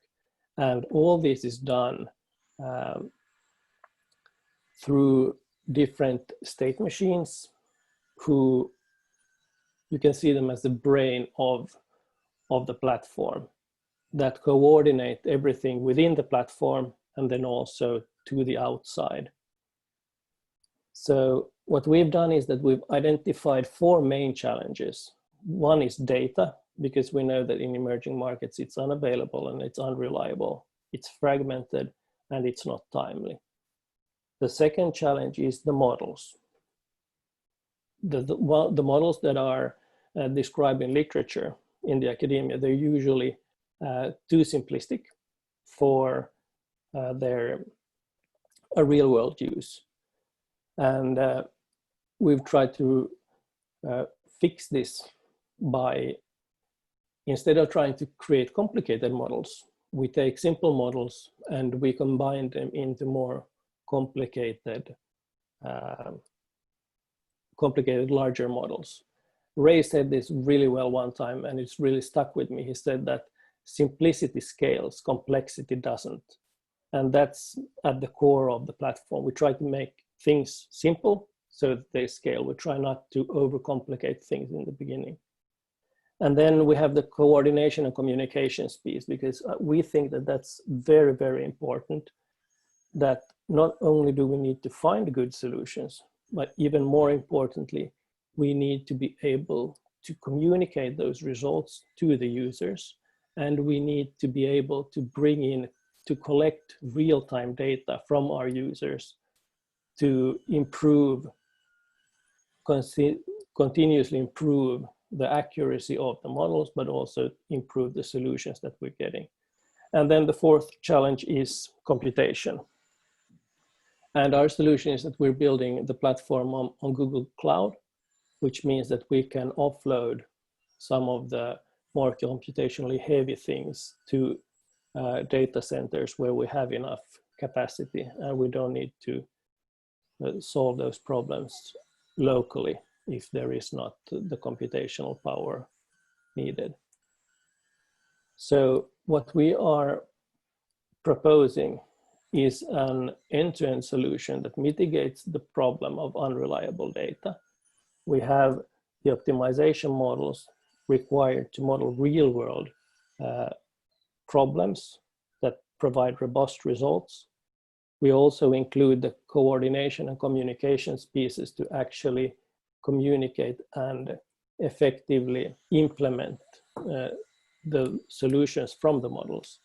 And finally, we have the structure to take care of the computations in an effective and price competitive way. And I think that's where I want to stop for now, because I know we're a bit pressed on time. So instead of going forward, I'll stop here, and I'll be happy to take questions and discuss more. So there are questions. Let's see here. Okay, there's 2 open questions. So, okay, one of the questions is, who owns the collected data? Well, that would depend on the, usually the customer would be the one owning the data, but that would be on a case by case, depending on what kind of data it is and what's agreed upon. Yeah, someone asked who owns the collected data. Yes, and I think that that's a case by case. usually it would be the customer owning the data, and Yeah, it would be the platform just safekeeping it. Right, right. Another question was, do you have any, I'm assuming the question is to your presentation. It's hard to know if it was to a previous presentation. It says, do you have any mechanism to ensure that you don't hinder post-colonial independence of the countries and not to create another dependency to Western exports? That's a good question. So the thing I'm going to respond to that just because. Okay. So I have as Mikkel, we both have an interest in this company that was formed in Finland. Our other partner is actually South African. We have another entity in Kenya. We have engaged with the university there. Our intention is the solution would be open sourced. Delivery, we have teams in country who we would work with. So while we're creating the technology, we're not creating it independently or outside of the countries that are being targeted. We're actually creating it from within in support of. And so it is a good question. It is a concern. It is a real problem because we have found that in particular, very large corporations do engage in this sort of dependency on them for providing technology solutions.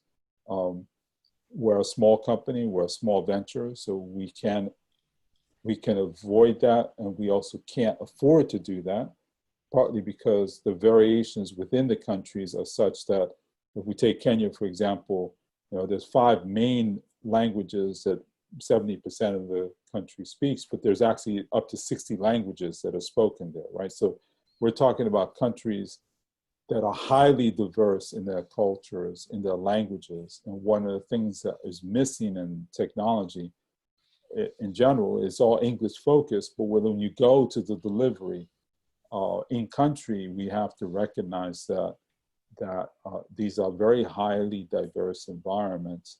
And unfortunately, the technology community has not done a very good job of, for example, supporting. We have thousands of languages there. We have thousands of, hundreds of scripts. We have these great challenges in making the technology to benefit accessible to everyone, not excluding anyone, right? And so this is the reason why we did things from a back-end perspective, because there are challenges when delivering, we don't focus on, for example, everyone having a mobile phone because it's not realistic, right? We don't even focus on everyone having even access to SMS, because what do you do for people who don't even have a phone and have to do things with paper, right? And so it's a much more, what Mikkel described was the underpinnings of the technology. What he hasn't described, which was actually what Warren was describing, is the layering of the actual business delivered in country, right? And so that's I'm trying to give a concise answer to a very complicated question, which itself would need its own answer, okay? Do you have there's another question, do you have a one-size-fits-all approach at the beginning, or you basically provide a solution for each of your customers? And Geeta's answered that question. Thank you, Geeta, for answering that. So that is the answer that Geeta's gave. You can continue posting questions if you're interested on Lingua. We do have opportunities for internships. We do want research collaborations. Mikkel didn't describe the big problems that have to be solved, which have no good solutions within the research community, which we are looking for collaborations. One large area is temporal databases and optimization around the temporal dimension, in particular how that temporal dimension applies to actual human activity within the emerging markets. It is a really hard problem. And if you look at the research, it's very sparse. The research basically stopped in the 90s, and you won't find very much research beyond that. Most of the research on temporal databases is focused on financial markets, time series analysis. Almost none of it focuses on the reality of the perception of time on human activity, partly because people who focus on optimization don't want to touch things that they think cannot be optimized, right? And especially when it comes to human activity, it's like nobody wants to try and touch messy people because humans mess up everything, right? They want to focus on optimization and robots, right? And so unfortunately, we have a huge void in the research community not wanting to touch the really messy problems, but that's a separate topic. All right, good. So, okay, so there's another question by Ara Gitis. Maybe you can take that, or we'll answer it. I'll answer it after the session. All right, so we're right on 2 hours. What I'd like to do then is maybe there's two things.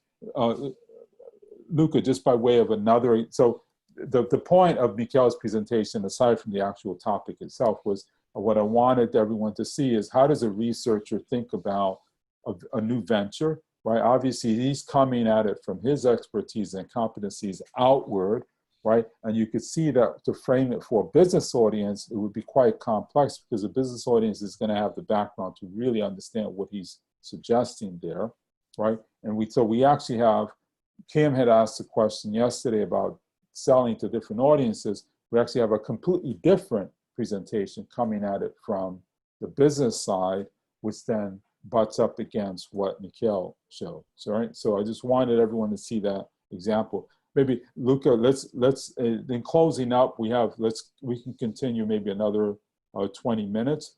Luca, if you can talk about your healthcare solution, just because it's highly relevant to the time, just quickly run through your slides. And then Cohen, what I'd like to do is pointing to the future. You had some thoughts about,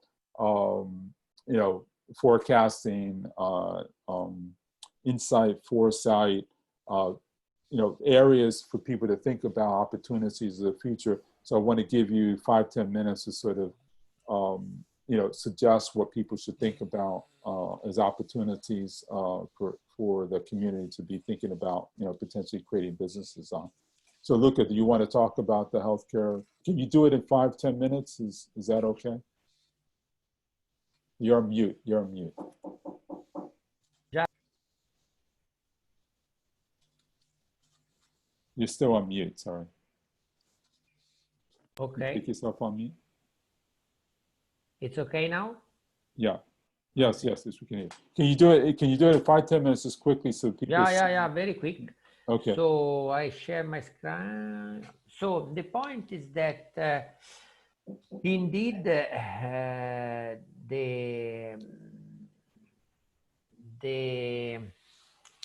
healthcare technology is really very much linked to the country where the system has to be deployed, because for instance, in Italy, the care model are changing also from region to region, and also the way the public sanitary system is organized change very much from country to country. I have to say that I'm pretty happy to live in Italy as far as the public sanitary system is concerned. At least it's much better than all the other countries where I lived for a while. And the problem is maybe is difficult to sustain in the long term. But until now, I think that everyone who is putting his foot on Italy is served for, let's say, any kind of healthcare emergency, whatever is the credit card that he has in his pocket. And I believe this, from the human point of view, is very, is make me proud to be Italian. Now, the technology behind, okay, Engineers is a certified company in order to develop healthcare technology in order to be used. You know that there the regulation is very strict, and this is correct, it is like that. And I would like just to share a slide concerning one of the last project that we acquired from the European Space Agency exactly for this pandemic situation. You know that all over Europe there have been a lot of requests to propose solution from different perspectives, and also for the technology perspective. So in principle, telemonitoring is the way to measure vital parameters of a patient at home, or even in one of these sanitary hospital, sanitary, let's say, hotel, where actually maybe more people with affected by the same pandemic are actually living. And so we have here a couple of solutions,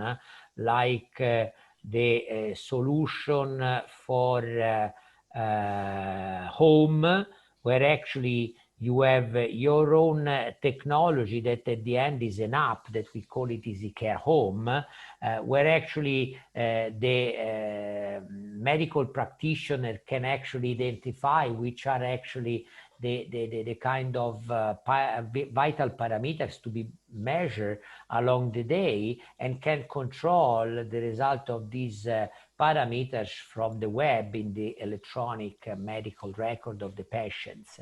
Can also adapt the request, and they can also have a sort of video communication with the patient at home to the same app actually. On top of that, we have also using the satellite GNSS technology with a smartwatch in order to measure also the activity, but also to control the position of the patients, especially if positive affected. And so, of course, we have the way to measure if the patient is not wearing the smartwatch, and in that case, we will launch an alarm in order to check why he is not wearing this watch and where it is. Then we have this Easy Care Professional, where with the same device, you can accommodate several patients. And of course, all the data are going through the cloud, to the Easy Care Cloud, where all the medical records are used. So this is, let's say, a pilot that we are going to start on the 1st of September, just, of course, to be ready to assess the technology in case the pandemic is going to continue, or hopefully to be ready and for another event like that, hoping that it will never take place. But the same technology, without the smartwatch, has been used in the Pisa area by around 40 doctors, medical practitioners, and around 60 patients affected by COVID-19. And it was really successful, because in this way, the medical practitioner was not exposed to get in touch with the patients. And so actually he did not risk to take the pandemic itself. You know, in Italy, for instance, we have around 200 deaths among medical practitioners, nurses, and doctors that has to be in touch with the patients in order to bring some care, medical care. And on top of that, actually, we were able to, let's say, allow the patients to stay home until very late. And so just to give you an example of the patients that has been followed during this activity in this area, of course, 60 patients, no more, none of them went to hospital.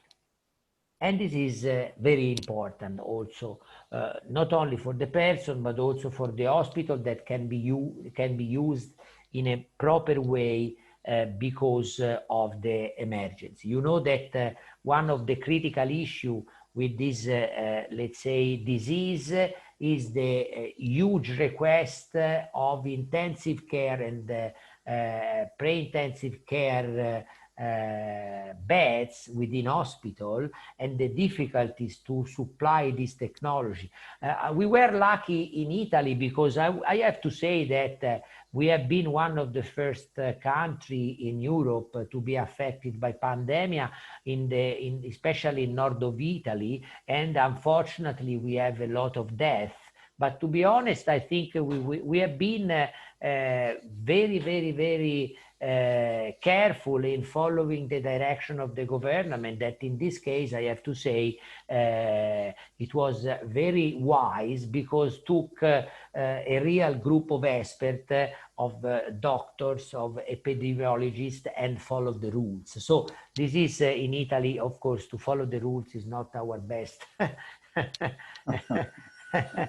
but to follow the science is, though, right? And so that's the difference, yeah. right? I mean, it's a lot of times in Italy, you know, there are mysterious rules that nobody know where they came from. But in this particular case, there's rules that were governed by science, and so I think everyone understood that those rules you should follow. So I have to say that everyone realized that doctors, nurses, they were heroes.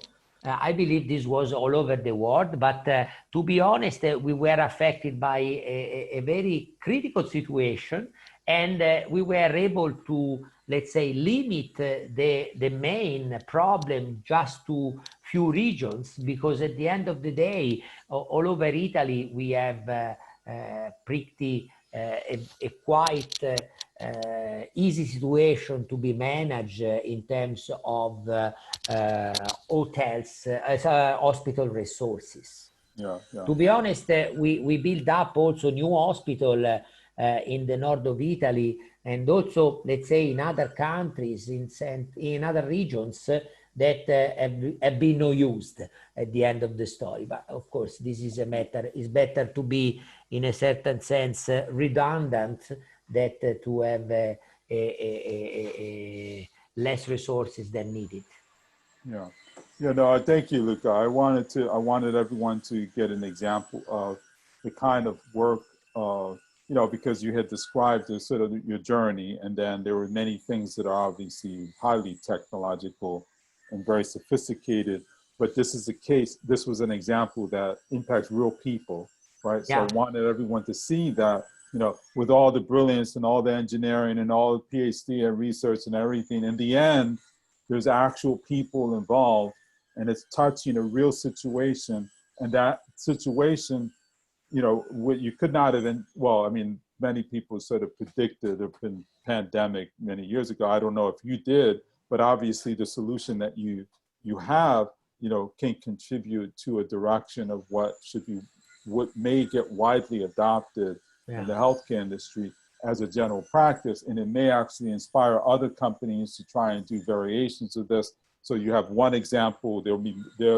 Hopefully there'll be many examples and many specific instances, but this is a case where, you know, the community can look at this example, and hopefully it would inspire some people to say, hey, that's really important work.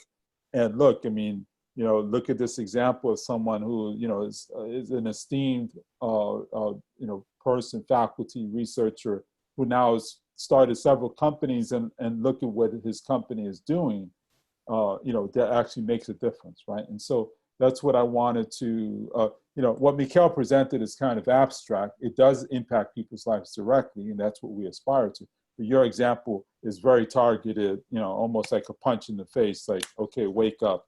This actually can help real people. So let's say that just to close, maybe I followed the presentation of Michael. Of course, he's dealing with a country, the example that, I mean, from this kind of healthcare situation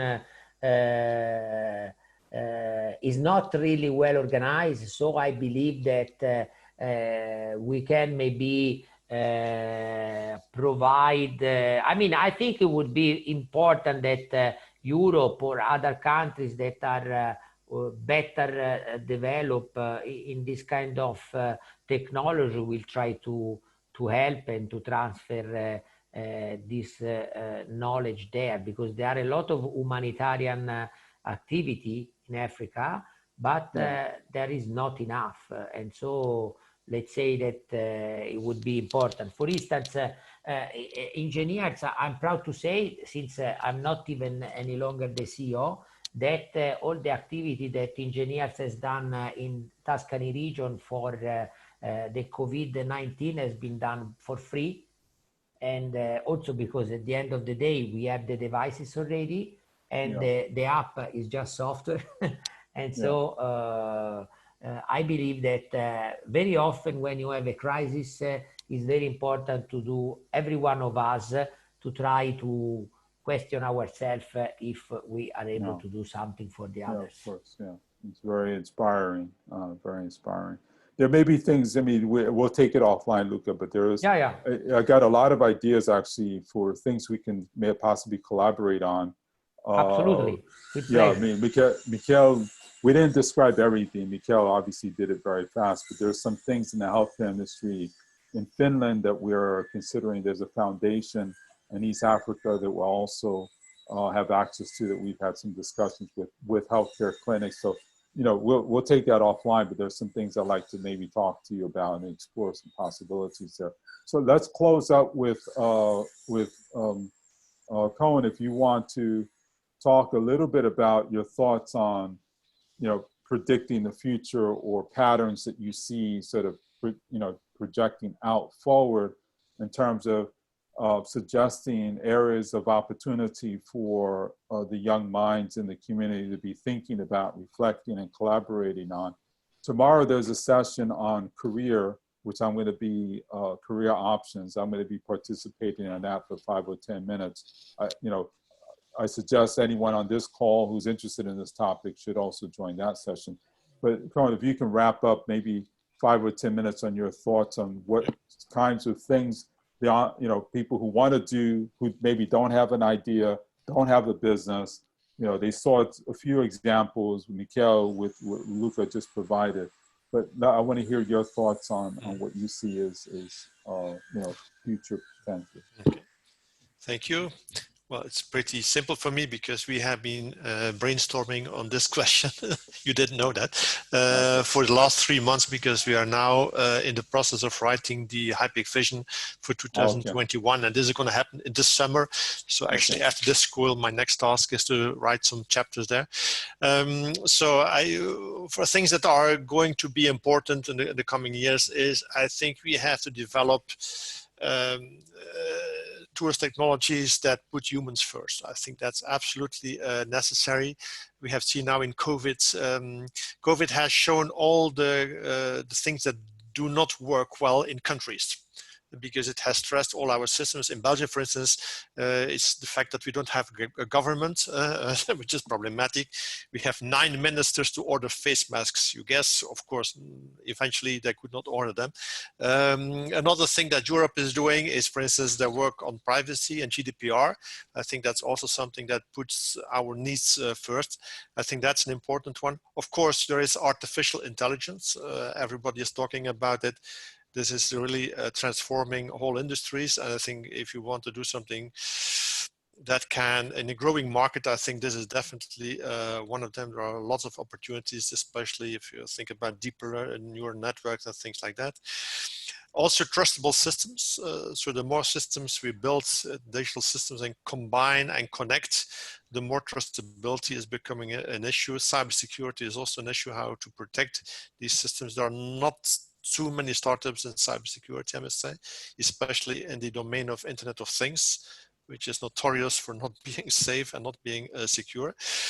Another trend that we see is the open source. So we are all familiar with open source software, but now there's also open source hardware, which lowers the threshold for people to design their own systems.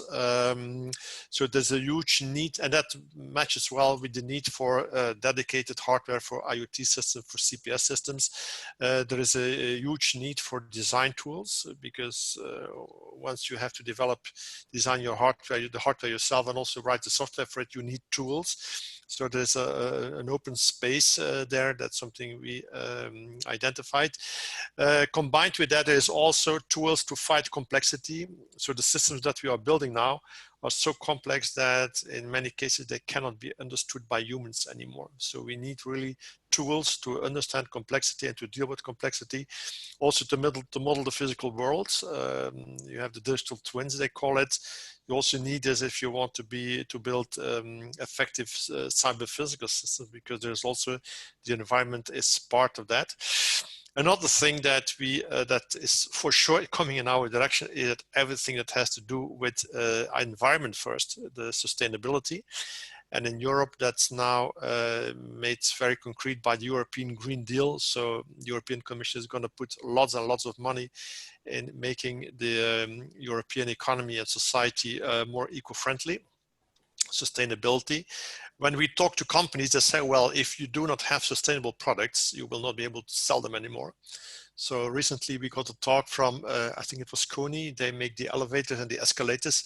And they say, well, if they do not recycle energy when the lift is going down, we cannot sell them anymore, because buildings now have to be energy neutral. And that holds for every element of the building, including the elevator, the escalators, and so on. So they have to go to really great lengths in order to be able to sell their products to governments and to companies. So that's also a place, and nothing with sustainability can be done without computing. ICT will always be a part, because you have to optimize the thing. And then the last one, an important one, is I think we have to rethink education. That's a huge effort. So we have to work on T-shaped professionals, people that are specialized in one area and then also have a broad training. And if you want to make them broader, I think entrepreneurship is a good topic.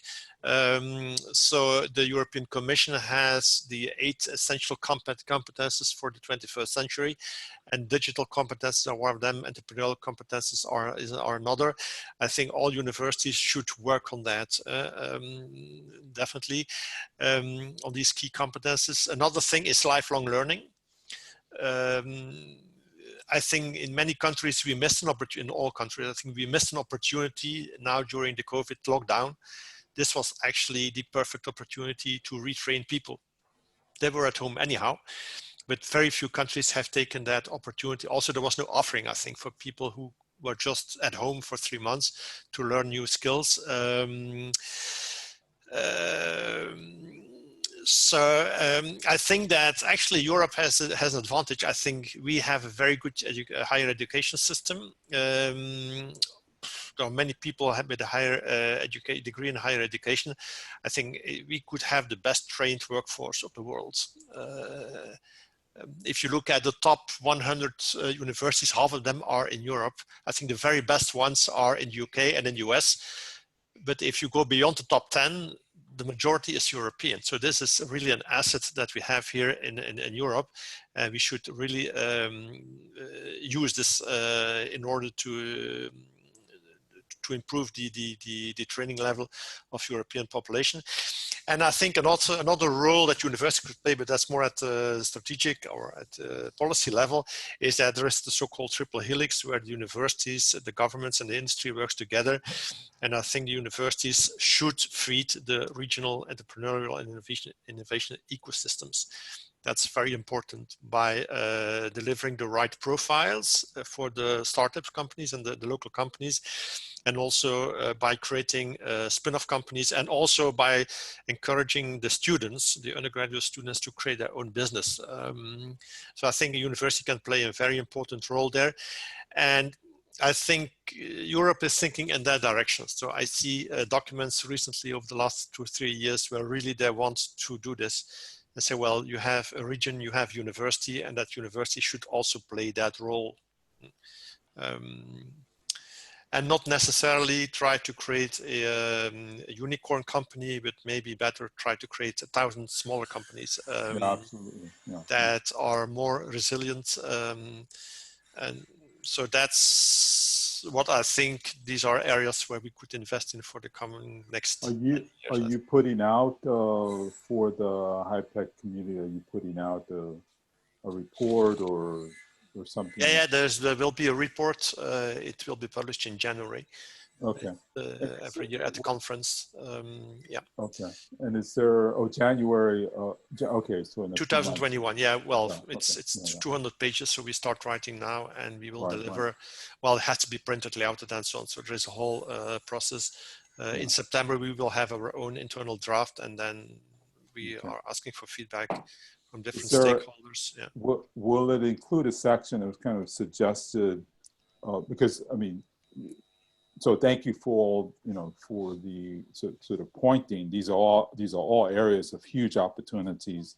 A lot of work to be done, and each one, lots of problems to be solved, and lots of new economic value to be fostered and supported. Will there be a section around sort of highlighting? So one of the challenges, I don't know how to frame my question, because the thing is that the broad statements are great in terms of setting the direction. The challenge then becomes getting the talent to interpret that into actual enterprises that can function, right, towards making progress. And unfortunately, and this is a larger topic, which we're not, obviously can't touch on today, but just a general statement is, the capital allocation schemes that exist both within public funding and private funding assume high failure rates. So the capital allocation is not very efficient, right? It's very costly. And what happens is it expects that ideas are supposed to emerge from young minds who don't have the experience, right? So it's all part of the education. So this also includes private funding, right? A lot of, so for example, lots of attempts that are early stage funding are essentially, I call it education fund. Some people call it a gambling fund, right? Because they expect that 19, 20 of these are going to fail, and maybe there's one unicorn, right? And I think that fundamentally that's a wrong model. And I think also the European Commission tends to think of it from, unfortunately, the high-profile examples in the U.S. of these large companies that become global, and then they create lots of jobs, and they become a brand, and then everybody points and refers to those brands as if that's the solution, versus what you said, and versus what Luca was suggesting and then demonstrating that and doing, right, which is not one big monster company, but 1,000 smaller companies, right, creating lots of jobs, for the very point that you made, which is the statement of resiliency, right? And then also sustainability. So this notion of sort of the green economy, and then a lot of the circular economy, and lots of the thinking that comes beyond that, hopefully it kind of folds on itself. And then also from the economic development perspective and the participation of entrepreneurship and the capital allocation, all of it gets reframed to then allow for this resiliency, this vibrancy, and this local activity that happens within, across Europe, but then extending out to other economies. Right? I think it's totally right. I don't think European Commission does not want to create huge companies like Facebook in Europe. Good. Because, and another thing is also Silicon Valley is maybe a nice example. Silicon Valley works for California, but if you look at it, it's an extremely hard environment. It's extremely expensive. People move jobs very quickly. If you start a company in a 500,000 people city in Europe, when you hire somebody, you will be able to hire the person with the same competences at half the price, and the person is going to stay for you for years. Yeah. And then the question is, which one is better? I think maybe the local solution is better, at least for Europe. We also have the problem in Europe that we speak many different languages. I think the American market is one single market. You have only one language. In Europe is different. You start a company in Belgium, then you want to go to the Netherlands, to France, to Germany. There is a lot of work. Just hiring somebody in another country is not a system. So it's more expensive for us to expand in Europe. So I think we have to find a model that works well for Europe, not try to copy a model that was working well in Silicon Valley. That would be a mistake. Absolutely, completely agree. In fact, there's one difference though, right? And which one thing that hasn't happened yet, which is, and Luca alluded to this in his description of Tuscany, and then, his description of the use of the term valley, right? Because everyone wants to add that, right? Or the use of the term silicon, right? And so the thing to understand about, and I'm speaking from the US perspective, having spent a lot of time in San Jose, Santa Clara, San Francisco, having lived there, gone back and forth, because I live on both coasts, as well as spending a lot of time in Europe. I want to reframe the sort of notion and the pointing to Silicon Valley as sort of as a historical example of something that the world should look at as a model for an economy that sort of emerged, right? There's a tremendous amount of myth, right? What the US does very good, extremely well at, right, is myth building around an ecosystem and branding a cluster. Okay, so it's called the ecosystem cluster, right? If I go to Europe and ask someone, where's Silicon Valley? Most people have no idea. Right, but then they may say, oh, we're somewhere between San Francisco and San Jose, right? But no, they don't understand that there's actually a restaurant and there's actually an address. There's a parking lot, which is tied to where all the money came from. And then there's a historical context, which, by the way, goes back to the 40s and has to do with a Frenchman who happened to be in the US, who then started venture finance in Harvard. His name is General Duroy, right? Who then started a school called INSEAD in Europe, not in the US. Okay, in all of venture finance, he started AR&T, which then got publicly traded. So when you look at the whole history from the 40s onwards, its origins are very different than what people actually understand, right? They only look at the modern context and the modern manifestation, right? And so one of the challenges, and this is a larger discussion beyond this one, and one of the challenges for Europe is how do you create this myth building, right? So that, and then how does it span sort of an ecosystem cluster, right? So that the young people have an aspiration. And then how is that distributed across? Because frankly, I think the diversity and the language diversity is an asset. It's not, sure, there's a cost, but it's a tremendous asset. And in fact, in the future, where we're going to see the most creativity is going to be in these places that have a very high diversity. Look at a place like look at the centers of where this creative energy has come. It's diversity. People from lots of different places converge in one place, but they all speak different languages, all have different cultures, right? And Europe already has that. And so the question is, how do you seize that diversity? But in addition to that, how do you seize the opportunity of Europe's composition changing, because it's also getting migration from other places as well, which is an asset, right? As opposed to thinking of it as, well, wait a minute, we don't have enough money to sort of feed everyone and have our nice lifestyle that sort of takes care of everyone, because we have this new population emerging and we're not including those people, right? And so it's a larger discussion about social politics and all that, but it's highly relevant to entrepreneurship, and it's highly relevant to our community, because as you said, and as we talked about yesterday, if as an entrepreneur, you can do things that have unintended consequences. You talked about Facebook, for example, having a large company that spans now national boundaries and has some artifacts that are highly destructive and very highly negative, right? Which cannot be controlled. It's like taking a genie back, right? And so there's lots of issues that we have to grapple with as a community. It all starts with people trying to get an idea, sell their idea, test their idea. They have the inspiration from you, from Luca, they see an example with Mikel. Unfortunately, George, we didn't have time for George to speak, but he's another example. as well. So we'll close up. Where I think we hit the max of 2.5 hours. And Cone, you're still awake after hours and hours of sessions, but I think we're good. We do have some opening questions, but I'm going to leave those for offline discussion. Emil had some very interesting questions about language usage and about adoption in other countries and things like that. But we can continue the discussion offline, and I think everyone has each other's contacts. Thank you for the questions. Sorry we didn't get to answer all of them fully, but great participation. All right, thank you. Thank you to everyone in the panelists. We'll close up. Thank you. Thank you. And thank you everyone for participating. Yep. Bye-bye. Bye-bye. Bye. Bye-bye.